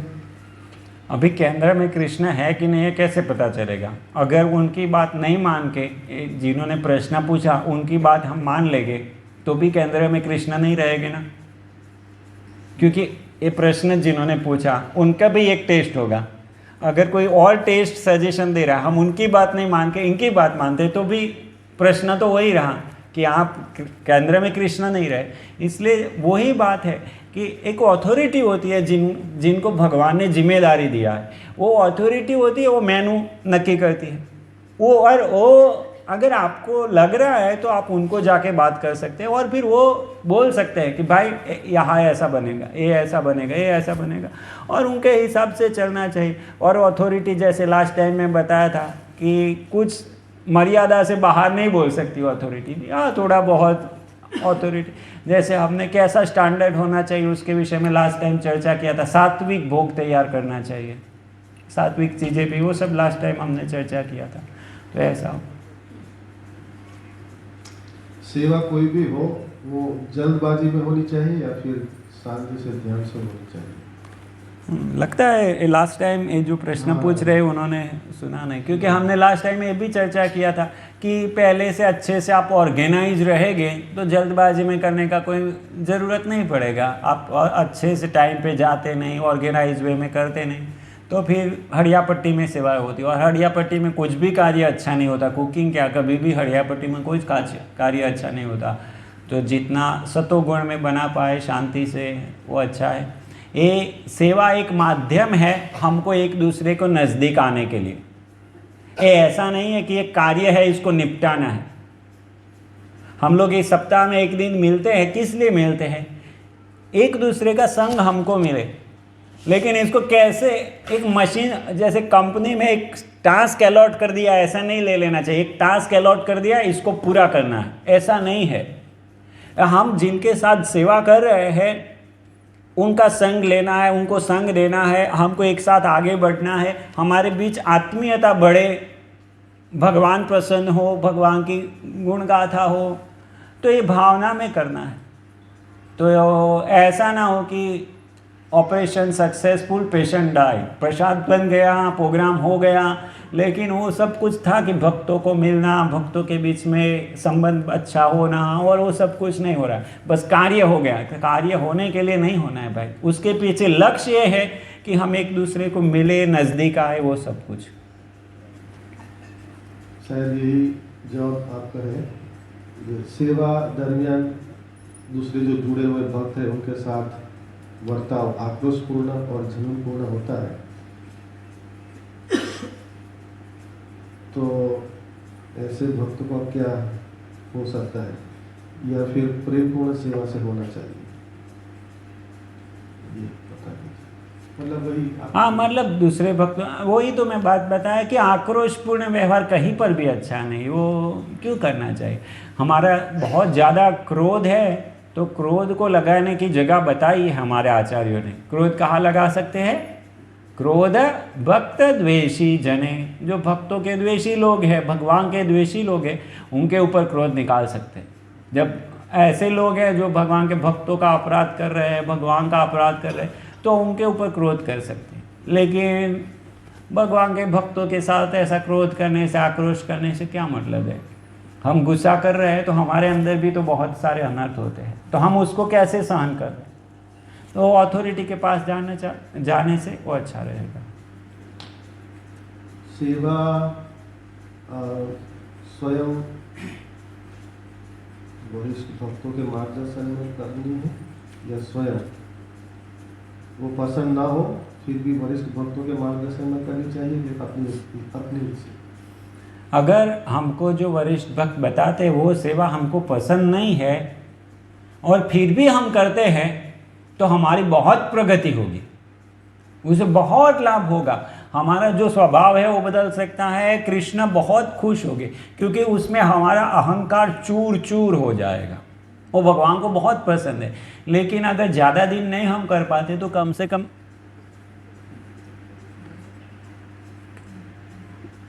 वो माइक दे दो, तब तक आप चेंज करो तो।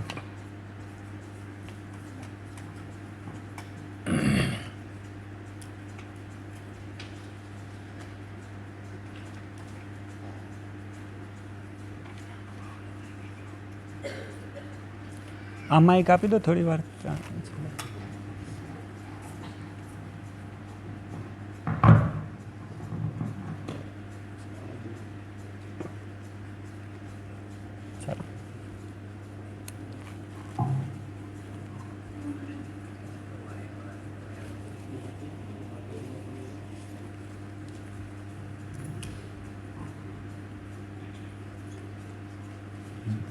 तो आक्रोश वाला ही प्रश्न था ना?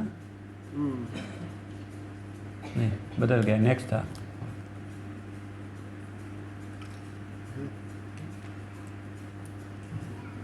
हरे कृष्ण।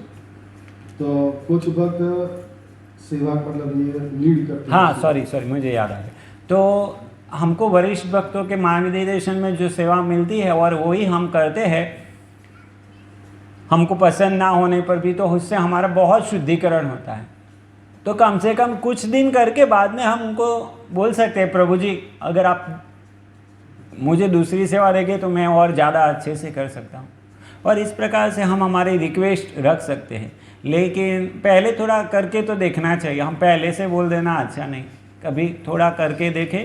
और हो सकता है पहले हमको लग रहा है मुझे अच्छी नहीं लगेगी, लेकिन बाद में हो सकता है वो सेवा करने के लगे हम और बाद में वही सेवा हमको अच्छी लगे। इसलिए पहले थोड़ा ट्राई कर लेना चाहिए, और फिर हमको सूट नहीं होता है उसमें तो उनको बात करके फिर वो बदल सकते हैं। कई भक्त सेवा कराने के लिए दूसरे भक्तों की अनुकूलता और प्रतिकूलता देखे बिना जोर जबरदस्ती सेवा कराते हैं, तो ऐसी सेवा योग्य हो सकती है जिसमें जो जुड़ने वाले भक्त है उसकी भावना भी और परेशानी ये सबके लिए ऐसे एक सा नहीं हम लागू कर सकते, क्योंकि जिनको ज़बरदस्ती कर रहे हैं हमको देखना पड़ेगा। कई बार ऐसे होता है जिन भक्तों को ज़बरदस्ती करते हैं उनको ऐसा लगता है मेरे साथ ज़बरदस्ती करते हैं, लेकिन आप 4-5 और भक्तों को पूछोगे ना तो पता चलेगा वो उसको ऐसे ज़बरदस्ती नहीं करेंगे तो सेवा में आएगा ही नहीं। उनका ऐसा स्वभाव है, थोड़ा आलसीपन है या इस प्रकार से। तो 2-4 और भक्तों से पूछने से पता चलता है कि ऐसी ज़बरदस्ती नहीं किया तो सेवा में नहीं आएगा। तो इसलिए एक जनरल जो सामान्य जवाब है वो ऐसा है कि ये जो भगवान की सेवा है वो ज़बरदस्ती नहीं हो सकती, वो तो वॉलेंटियर सेवा है, स्वयं सेवक है सब। तो हम किसी को बोल सकते हैं, वो करना चाहे तो करे, नहीं करना चाहे तो नहीं करे। अल्टीमेटली हमारी जिम्मेदारी है, हमारे गुरु महाराज हमको ये जिम्मेदारी दिया है, इसलिए हमको करना है, और जितने लोग जुड़े उतना अच्छा है। लेकिन अगर कोई ऐसा बाहर दिखाता है कि मैं बहुत समय से जुड़ा हूँ, अच्छा भक्त हूँ, लेकिन उतना आगे नहीं आ रहा, और कोई भक्त मदद करना चाहता है तो कर सकता है, उसमें देखना पड़ेगा दूसरे भक्त क्या कह रहे हैं।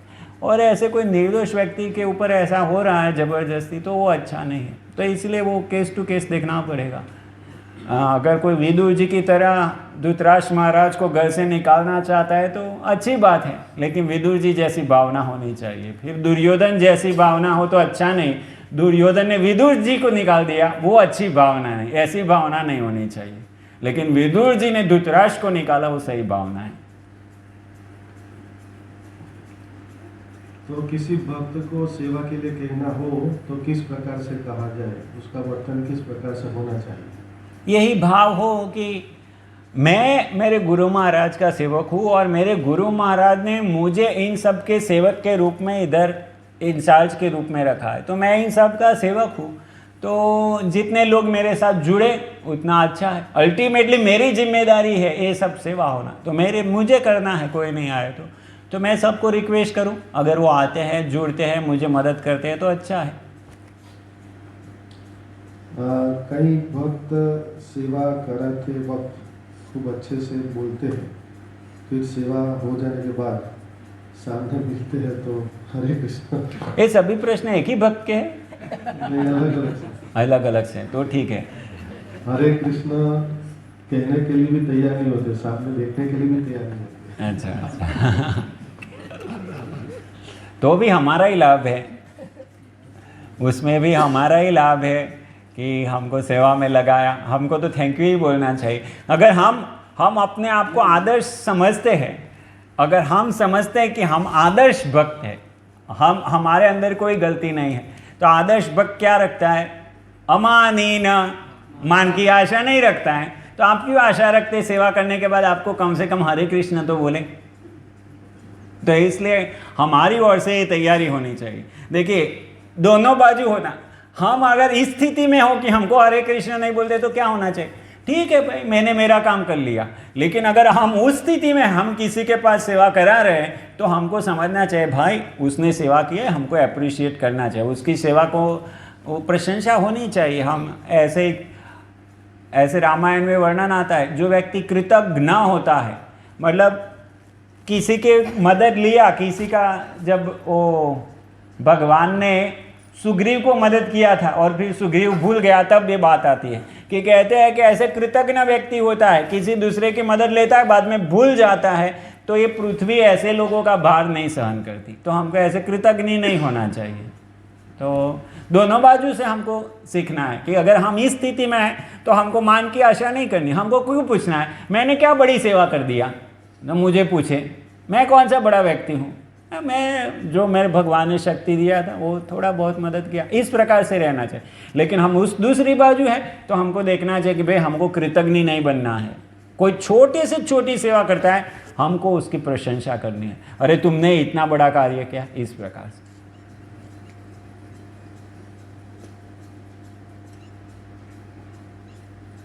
ये सब मंदिर में कोई भी वस्तु प्रसाद के नाम पर खुद स्वयं तय करके ले जा सकते हैं।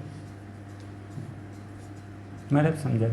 मंदिर में जैसे शायद प्रसाद के विषय में पूछते होंगे या कुछ, तो मंदिर में कोई वस्तु है प्रसाद के स्वरूप में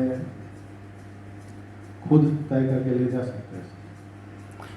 कुछ वस्तु मतलब खाने की चीज, खाने की पता नहीं ऐसे लिखा है, प्रसाद के नाम पर ले जा सकते हैं खुद तय करके। अच्छा, कोई दिया नहीं, हम अपने आप से लेके जा रहे हैं, ऐसा पूछना चाहते हैं।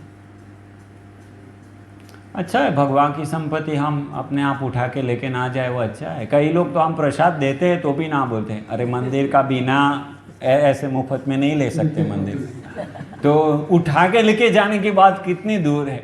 कई लोग ऐसे होते हैं ना, हम बोलते हैं आओ प्रसाद लेने के लिए, वो बोलते हैं नहीं ऐसे हम फ्री में नहीं खाएंगे हम। तो ऐसे बहुत सारे लोग होते हैं। तो ये तो बहुत ही खराब है कि हम बिना किसी को पूछे उठा के लेके जाते हो, बिल्कुल अच्छा नहीं है।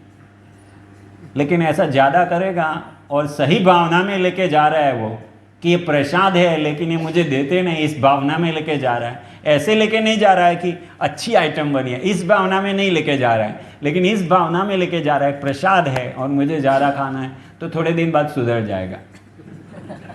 लेकिन ये भावना में लेके जा रहा है गुलाब जामुन वो अच्छे बने, थोड़े पैक कर लेता हूँ, तो नहीं सुधरेगा। ये आगे का प्रश्न है। रसोई विभाग में टिफिन की खूब समस्या होती है।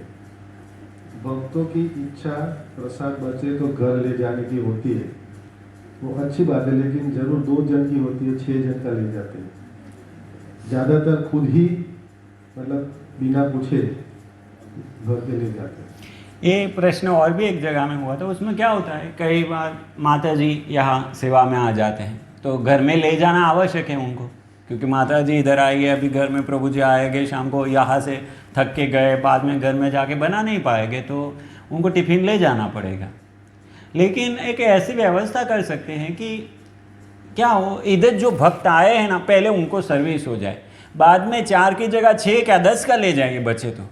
क्योंकि क्या होगा, आप पहले टिफ़िन लेके चले जाएंगे, फिर इधर आए उनको कम पड़ेगा तो बड़ी समस्या हो जाएगी। पहले इनको बट गया और फिर बचा नहीं और आपको ले जाना, फिर से बना के ले जाएंगे, कोई समस्या नहीं, और बन सकता है, इधर हम बना सकते हैं, क्योंकि उनको तो अभी तुरंत चाहिए नहीं, उनको बाद में मिल सकता है। लेकिन इधर आए उनको तो तुरंत हमको देना है, तो इसलिए ये व्यवस्था करेंगे तो अच्छा है कि पहले बढ़ जाए सबको, यहाँ हो जाए, बाद में आपको जितना जिसको जो चाहिए ले जाओ। लेकिन ये जो प्रश्न पूछा गया उसमें बात ऐसी होती है कि जो प्रसाद बचता है तो फिर तो उसमें होड़ लगती है, कौन कितना ज़्यादा ले जाएगा। तो ये जो मतलब पूरा वातावरण जहाँ वहाँ हो जाता है हरीफाई जैसा, तो वो उसके विषय में शायद पूछ रहे हैं। तो फिर हमको ऐसी मतलब ये जो भावना कल्टीवेट हो रही है वो ठीक है कि नहीं, अंतर्गत ये पूछने का प्रश्न है। हम खुद खाए उससे दूसरों को खिलाएंगे तो ज़्यादा कृपा मिलेगी, तो हमको जितनी आवश्यकता है उतना ले जा सकते हैं, 2-3 दिन के लिए ना ले जाए। प्रभुपाद जी बताते हैं ना, इधर गेहूं का बोरा होगा, रास्ते में रख देंगे, चिड़िया आएगी उसको उस समय के लिए जितना चाहिए उतना खा के उड़ जाएगी, लेकिन मनुष्य आएगा पूरा बोरा उठा के लेके जाएगा। तो हमको उस समय के लिए जितना आवश्यक है, हम हमारे घर में कोई फैमिली में है तो हम थोड़ा ले जाए, लेकिन ये आशा रखें कि दूसरे भी ले जाए। लेकिन कई बार ऐसा होता है कि शुरुआत में जो भक्त होते हैं ऐसे निष्ठा वाले होते हैं, थोड़ा ही लेके जाते हैं और बाद वाले भी नहीं लेके जाते हैं, तो फिर पड़ा रहता है, खराब होता है। इसलिए अभी बचा है तो ठीक है, जो भी पहला ते वेला ना धोरे ने जो भी ले जाए अच्छा है, और ख़त्म होना है। और अगर ऐसी चीज़ें हैं जैसे स्वीट है और इस प्रकार की चीज़ें हैं तो उसको कंट्रोल में सबको इक्वल तरह से बांट दिया जाए, इक्वली बांट दिया। अभी इनका प्रश्न नहीं है, ये तो अभी मेरा अनुभव बता रहा यस। हूँ कि ऐसे जब होता है, पहले हम चला देते हैं कि जो बच्चा है वो ले जाए, लेकिन बाद में क्या होता है कि जो ले जाने वाले हैं वो ले जाते हैं और जो देखते हैं तो फिर उनको ऐसा लगता है कि वो हमको नहीं दिया, उनको ले जाए, मतलब वो वहाँ पर थोड़ा विवादास्पद बात हो जाता है कि हर बार यही लोग ले जाते हैं, भर के ले जाते हैं और किसी को नहीं, मतलब सबको समान रूप से बांटना होता है।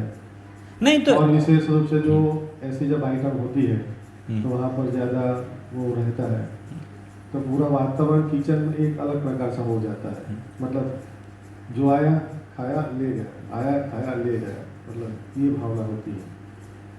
पहले तो ज़्यादा हमने तो अभी वहाँ रोक दिया है कि ऐसा नहीं ले जाना है, हम अलग जगह कहीं बांट देंगे। प्रभुपाद जी बताए पहले तो ज़्यादा बनाना नहीं चाहिए, और अगर बच गया तो अच्छा है, इक्वली बांटिए। जिनको नहीं मिलता, आपको लग रहा है कि हर बार वही लेके जा रहे हैं, तो आप अथॉरिटी को बोलिए कि मुझे भी चाहिए, तो आपको भी नेक्स्ट टाइम से दे सकते हैं। आप आइए, आपका बर्तन लेके आइए, आपको भी देंगे। लेकिन आप बोले कि नहीं मुझे पैक करके दे दीजिए, तो वो तो नहीं होगा ना। वो आता है सामने से मांगता है, प्रभु जी बचा है मैं ले जाऊँ, वो भी बड़ी जिगर चाहिए ना मांगने की, तो मांगता है तब देते हैं ना। तो दूसरा बोले नहीं मैं मांगूंगा नहीं, आप सामने से दीजिए, तो नहीं आपको चाहिए तो मांगना पड़ेगा ना, हमको क्या पता किसको चाहिए, कितने सारे लोग आते हैं। तो आप पीछे पीछे क्यों बोल रहे हैं, आइए सामने मांगिए, दे सकते हैं उनको भी, सबको इक्वली बांटिए, जितने लोग मांगेंगे उनको सबको इक्वली बांटते हैं। मेरा तो ऐसा विचार है कि इसमें फिर अंततः क्या होता है, हमारी ऐसी परिस्थिति नहीं है कि हम प्रसाद को प्रसाद की दृष्टि से देखते हैं, फिर ये सिलसिला चलता है तो, और ये रूटीन में अगर नॉर्मलाइज हो जाए तो थोड़े समय के बाद क्या होगा, जो भी भक्त आ रहे हैं उनका घर से ही मनोभावना ऐसा होगा कि सुनना है, बैठना है, खाना है, लेना है और जाना है। तो वो जो भावना है वो और वो कुकिंग करेंगे तो एक्स्ट्रा ही कुकिंग करेंगे तो मतलब पूरा वातावरण ऐसा प्रसाद लक्षी हो जाता है, प्रसाद केंद्रित हो जाता है। वहाँ पर श्रवण का जो केंद्र स्थान होता है, श्रवण का जो फोकस होता है, जो घर से आते वक्त वो हट जाता है, फिर प्रसाद लक्षी हो जाता है। मेरा ऐसा मतलब अनुभव जो अब तक का रहा है, ऐसा होता है। तो ऐसा कीजिए मिष्ठान इत्यादि ना बांटे, लेकिन बाकी सब आइटम है वो तो बांट सकते हैं, दूसरी जैसे दाल, राइस, खिचड़ी, पूरी, सब्जी, उसमें तो ऐसी होड़ नहीं लगेगी शायद, तो उसको हम क्यों रोक ले। चलो भाई आप मिष्ठान है तो मिष्ठान को रख लीजिए, लेकिन दूसरी जो दूसरे को अवसर, हमको इधर से जाके बांटना पड़ता है, इधर वो लोग सामने से लेके जाने के लिए तैयार है, उनके आसपास में बांटने के लिए। ऐसे कोई आते हैं कि लाइए प्रभु जी मुझे दे दीजिए, मेरे सोसाइटी में मैं बांटूंगा, तो अच्छा है ना। वो बात अलग है। हाँ। ये तो हमारे जो भक्त जो आते हैं उसकी बात है। हाँ मतलब वही मैं चीज़ कह रहा हूँ, वो लेके जा रहे हैं और लेके जाके उनके घर में घर वालों को देता है, आसपास वालों को देता है। अब हमको ये लग रहा है कि स्वीट ऐसी जो महंगी आइटम है, अच्छी आइटम है, उसमें ऐसी होड़ लग सकती है, तो उसके लिए हम नियम बनाए कि वो नहीं देंगे किसी को। लेकिन जो नॉर्मल आइटम है वो तो सब्जी, दाल सब्जी, चपाती, राइस, वो अगर बच जाता है तो ले जाए तो अच्छा है ना, उसमें तो होड़ नहीं लगेगी ना, उसमें भी लगती है। वो मतलब क्या होता है कि फिर हमारी इतनी विवेक नहीं है, हमारी इतनी समझ नहीं हमारी, हम सबकी, तो उसमें फिर अंततः यही हो जाता है कि उनकी भावना बस वो लेने की होती है। अगर बचने के बाद ले जाते हैं तो क्या समस्या है। ये बचना एक हमारी एक मतलब प्रोग्राम की एक प्रसाद बचता है, वो प्रोग्राम की एक व्यवस्था का भाग है। हाँ। लेकिन जो वो लेने की जो पूरी क्रिया है, प्रक्रिया, वो एक अलग बात हो जाती है। वहाँ पर फिर संसार में तो हम लेते ही आए हैं, और मंदिर से भी अपेक्षा यही बढ़ जाती है कि लीजिए लीजिए, देने से ज़्यादा लेने की भावना। तो वो भावना अच्छी नहीं है, ऐसी भावना वही बात होती है। वो भावना को सुधार करना चाहिए। इस बार हम लेके जा रहे हैं, नेक्स्ट वीक आए हम, प्रभु जी मैं ये सब्जी लाया हूँ, प्रभु जी मैं राइस लाया हूँ, प्रभु जी मैं ये घी लाया हूँ, ऐसी भावना रखनी चाहिए।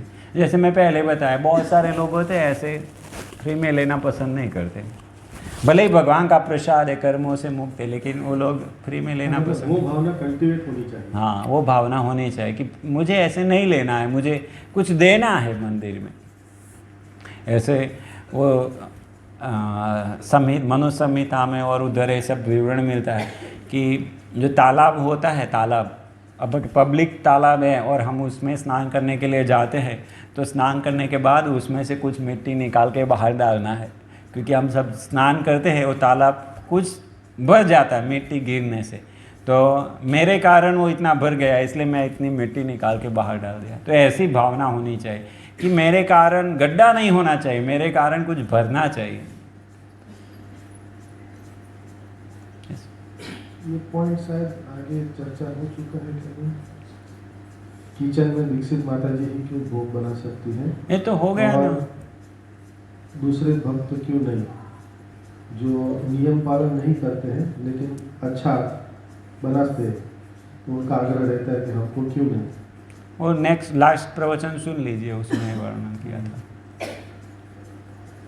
और ये क्या है, मंगला आरती जो मंडप में होती है वहाँ जब अकेले हैं कि हम कर सकते हैं? उधर ही करते हैं ना, यहाँ मंगला आरती होती है, यहाँ ही बैठ के करते। अगर घर में वैष्णव परंपरा का फोटो एक है और ऑल्टर छोटा है, उसमें एक स्लाइडिंग प्लेट जुड़ा हुआ है, तो उस पे भोग की थाली रखते हैं, तो भोग की आधी प्लेट ऑल्टर में रहती है तो चलेगी कि नहीं? नहीं नहीं, ऑल्टर पे नहीं जानी चाहिए प्लेट। हाँ, टेबल एक बना सकते हैं ना। देखिए अगर ऐसा हो तो अच्छा है, नहीं तो छोटी थाली रख सकते हैं, ऐसा भी कर सकते हैं। नहीं तो वो स्लाइडर है उसको थोड़ा बड़ा कर सकते हैं, ऐसा भी कर सकते हैं, उसमें जॉइंट लगा सकते हैं। या तो ऐसा भी अभी फोल्डिंग स्टैंड भी आता है, ऐसे आप बंद कर दो तो ऐसे नीचे हो जाएगा, फिर ऐसे ऊपर हो जाएगा, ऐसा कुछ कीजिए। फोल्डिंग टेबल भी होते हैं, ऐसा कुछ। कोई भी सेवा घर में हो या मंदिर में, उसको अच्छी तरह करने के लिए क्या करना चाहिए? कृष्ण के लिए कर रहे हैं, ये चेतना रहेगी बस सब कुछ ठीक हो जाए। हम लायक नहीं है, ये जो मैं 6 प्रकार की शुद्धि बोला उसमें ये सब आती है, चित्त शुद्धि, भूत शुद्धि, ये सब कुछ। तो जो मंदिर में पूजा करते हैं विग्रहों की, तो उनको पहले ये सब कुछ बोलना होता है। पूजा चालू करने से प्रतिदिन ये बोलना है कि मैं लायक नहीं हूँ, लेकिन मेरे गुरु महाराज ने मुझ पर कृपा करके भगवान की सेवा दिया है, तो मैं अभी उनसे आशीर्वाद मांगता हूँ कि मैं ये सेवा कर सकूँ। तो ऐसे प्रतिदिन ये सब कुछ बोलना है, मेरे गुरु ये है, वो यहाँ है, ये कर रहे हैं और उन्होंने मुझे ये दिया है, मुझे ये करना। तो ये चेतना कि हमको गुरु महाराज की कृपा से मिला है और गुरु महाराज के लिए प्रसन्नता के लिए भगवान की ये सेवा कर रहा हूँ। और भगवान एक व्यक्ति है, जैसे मैं कुकिंग कर रहा हूँ, तो कुकिंग में अगर मैं सोचूंगा कि भगवान ऐसे नहीं, पत्थर नहीं है, एक व्यक्ति है जो मैं बना रहा हूँ उनके लिए जाएगा, वो देख रहा है, मैं जहाँ जो भी कर रहा हूँ वो देख रहा है, तो फिर बदल जाएगी हमारी चेतना। अगर हम उनको पत्थर समझेंगे तो भावना बदल जाती है। हरि नाम है, जैसे हम जप करते हैं, जप में वही चीज़ है ना, जब भगवान स्वयं है लेकिन हम जप करते करते सो जाते हैं। क्यों? क्योंकि हम सोचते हैं कि ये तो एक प्रकार का नाम है, भौतिक नाम है। अगर हम सोचें कि ये भगवान, या तो भगवान से मैं बातचीत कर रहा हूँ, भगवान मुझे आपकी सेवा में लगाइए, तो हमको नींद थोड़ी आएगी। जैसे अभी मैं आपके साथ बातचीत कर रहा हूँ, अभी मैं ऐसे सो जाऊँगा? नहीं सोऊंगा। किसी के साथ हम आपको बोले कि हम तो आमने सामने बैठे, कई बार भक्त लोग बोलते हैं हम आमने सामने होते हैं, तो ऐसा नहीं होता। तो जब फ़ोन करते तो आप कहाँ आमने सामने होते हैं? नहीं होते ना आमने सामने, तो भी हमको नींद आती है? नहीं आती है। तो ऐसे ही हमें फ़ोन लगाया है भगवान को, ऐसे ही तो ऐसे ये सेवा है, भगवान व्यक्ति है, मैं उनके लिए कर रहा हूँ, तो फिर ये सब कुछ।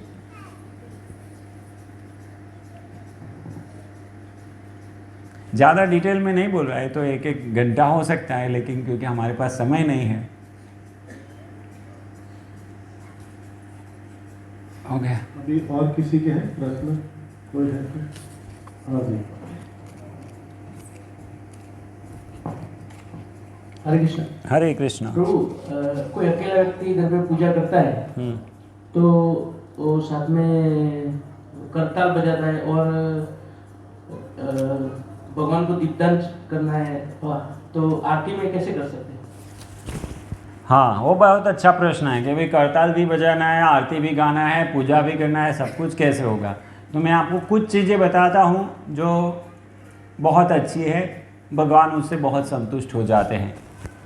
लेकिन पत्रम पुष्पम फलम तोयम, फिर मैं करोड़पति हूँ और खाली पत्र पुष्प फल तोय लाया हूँ, ऐसा नहीं कीजिएगा। तो देखिए, आपके पास फूल ना हो तो फूल की जगह में है तुलसी, घर में है तुलसी की मांजर तोड़ के भगवान को अर्पण कर सकते हो, बेस्ट है। उससे क्या होगा, तुलसी का भी विकास होगा और आपको भगवान बहुत प्रसन्न हो गया। आप कोई भी फूल अर्पण करो, उससे ज़्यादा भगवान प्रसन्न हो गए तुलसी की मांजर अर्पण करने से। तुलसी की मांजर कैसे काटते हैं, तो मांजर के साथ नीचे वाले 2 पत्ते काटने चाहिए, एक कातर रखनी, कैंची रखनी चाहिए उसके ही काम के लिए, उसको दूसरा काम में नहीं प्रयोग करना चाहिए, और उसको भगवान को अर्पण कर सकते हैं। वास्तव में हमको इतनी तुलसी उगानी चाहिए कि कम से कम हर दिन 8 मांजर भगवान को अर्पण कर सके। तो कई भक्तों के घर में मैं जाता हूँ, मांजर पक जाती है, पूरी सूख जाती है और काटने वाला कोई नहीं, और फूल ढूंढने के लिए इधर उधर जाते हैं सब जगह में, और कई बार ऐसे फूल अर्पण करते हैं जो नहीं करने चाहिए फूल। तो आपके पास फूल घर में है, तुलसी है, उसको अर्पण कीजिए। तो एक हो गया, सभी फूलों में बेस्ट है तुलसी मांजर। सभी वाद्य है, करताल, मृदंग, जो भी वाद्य है, सभी वाद्यों का ध्वनि है, जो घंटी बजाते हैं ना हम, उसमें सभी वाद्यों का ध्वनि इसमें है। इसलिए पूजा करते समय घंटी की पूजा करते हैं पहले। वो कहते हैं कि सभी वाद्यों का ध्वनि इसमें है, और वो घंटी भी अगर गरुड़ और चक्र का चिन्ह वाली हो तो अच्छा है। कई भक्त तो नंदी के वाली घंटी रखते हैं, लेकिन हम लोग भगवान की पूजा करते हैं तो गरुड़ और चक्र की, आप भक्ति रसामृत सिंधु पढ़ेंगे तो उसमें भी वर्णन आता है कि ऐसी घंटी रखिए। तो आप घंटी बजा रहे हैं और हरे कृष्ण कीर्तन कर रहे हैं तो करताल आ गया उसमें, फिर करताल बजाने की ज़रूरत नहीं पड़ेगी। और तीसरा है हरे कृष्ण महामंत्र। तो जितने भी स्तोत्र है, स्तुतियाँ है, आप बहुत कुछ पाठ कर सकते हैं, प्रार्थना कर सकते हैं, लेकिन ये हरे कृष्ण महामंत्र है, उसमें सब कुछ है।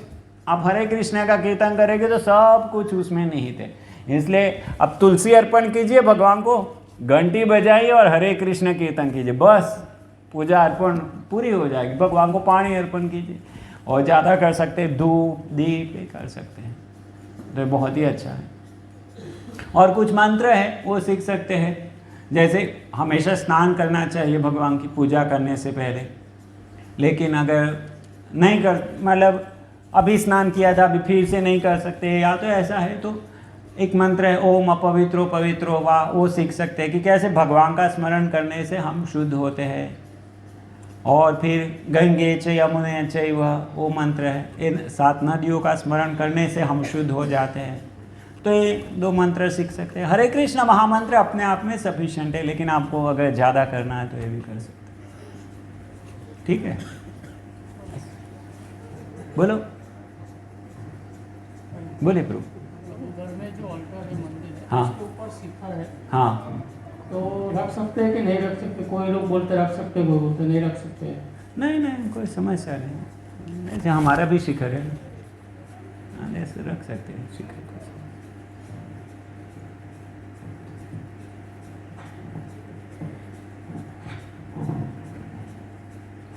हरे कृष्ण।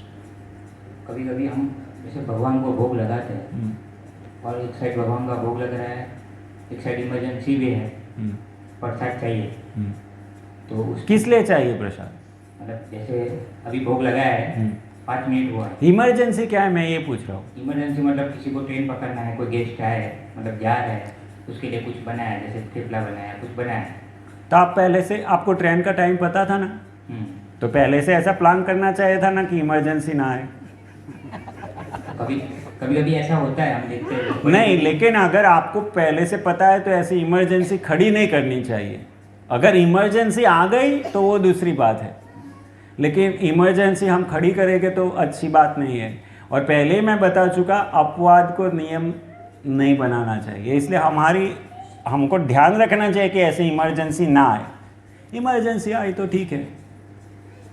दूसरा प्रश्न ऐसा है कि जब भगवान को भोग लगाते हैं तो मतलब प्रसाद हम कब टेस्ट करते हैं? मतलब भगवान की प्लेट धोने के बाद कर सकते हैं, या प्रसाद ट्रांसफर हो गया तो तुरंत कर सकते हैं, ऐसा कुछ? हाँ ठीक है, प्रसाद भगवान को भोग लग के आ गया तो, लेकिन भगवान की प्लेट है तुरंत धोने के लिए जानी चाहिए। जैसे ही भगवान को भोग लगाते हैं तो तुरंत प्लेट धोनी चाहिए। ऐसे नहीं कि भगवान को भोग लगाया फिर प्लेट बर्तनों के साथ डाल दी और बर्तन पड़े हैं और प्लेट पड़ी है, हम लोग प्रसाद ले रहे हैं और उसको कौन धोएगा, क्या धोएगा, ऐसा नहीं। जब भी भगवान की सेवा होती है तो साथ साथ में सफाई होनी चाहिए तुरंत। पहले भगवान का सब कुछ हो जाए, बाद में हमारा। और अगर साथ साथ में करना पड़े तो उधर कोई होना चाहिए कि वो कार्य को कर रहा है, तभी हम दूसरे कार्य में लग सकते हैं। लेकिन भगवान की सेवा छोड़ के हम बैठ जाए अपना कार्य करने के लिए, ऐसा अच्छा नहीं। और वो तो हम खाने के लिए नहीं बैठे, हम खाली चख रहे हैं, वो अलग बात है। चखना और खाना अलग बात है। हरे कृष्ण। हरे कृष्ण। जो मंगल आरती गाते हैं, हाँ उसमें वंदे गुरु शब्द आता है, हाँ। तो मतलब वो बहुवचन है, गुरु नहीं, बहुवचन नहीं है, वो गुरु ही है, लेकिन गुरु के चरणों को मैं वंदे गुरु, उसका अर्थ देखिएगा, गुरु के चरणों को, तो गुरु के उसका संस्कृत करेंगे तो गुरु हो, ऐसा हो जाएगा। तो बहुवचन नहीं है वो एक ही है। आप अनुवाद भी देखिएगा, उसमें लिखा है ओन स्पिरिचुअल, अंग्रेजी में ऐसा लिखा है ओन स्पिरिचुअल मास्टर। आपके मैं मेरे गुरु महाराज को प्रणाम करता हूँ, ऐसा लिखा है। तो अपने गुरु महाराज को प्रणाम है।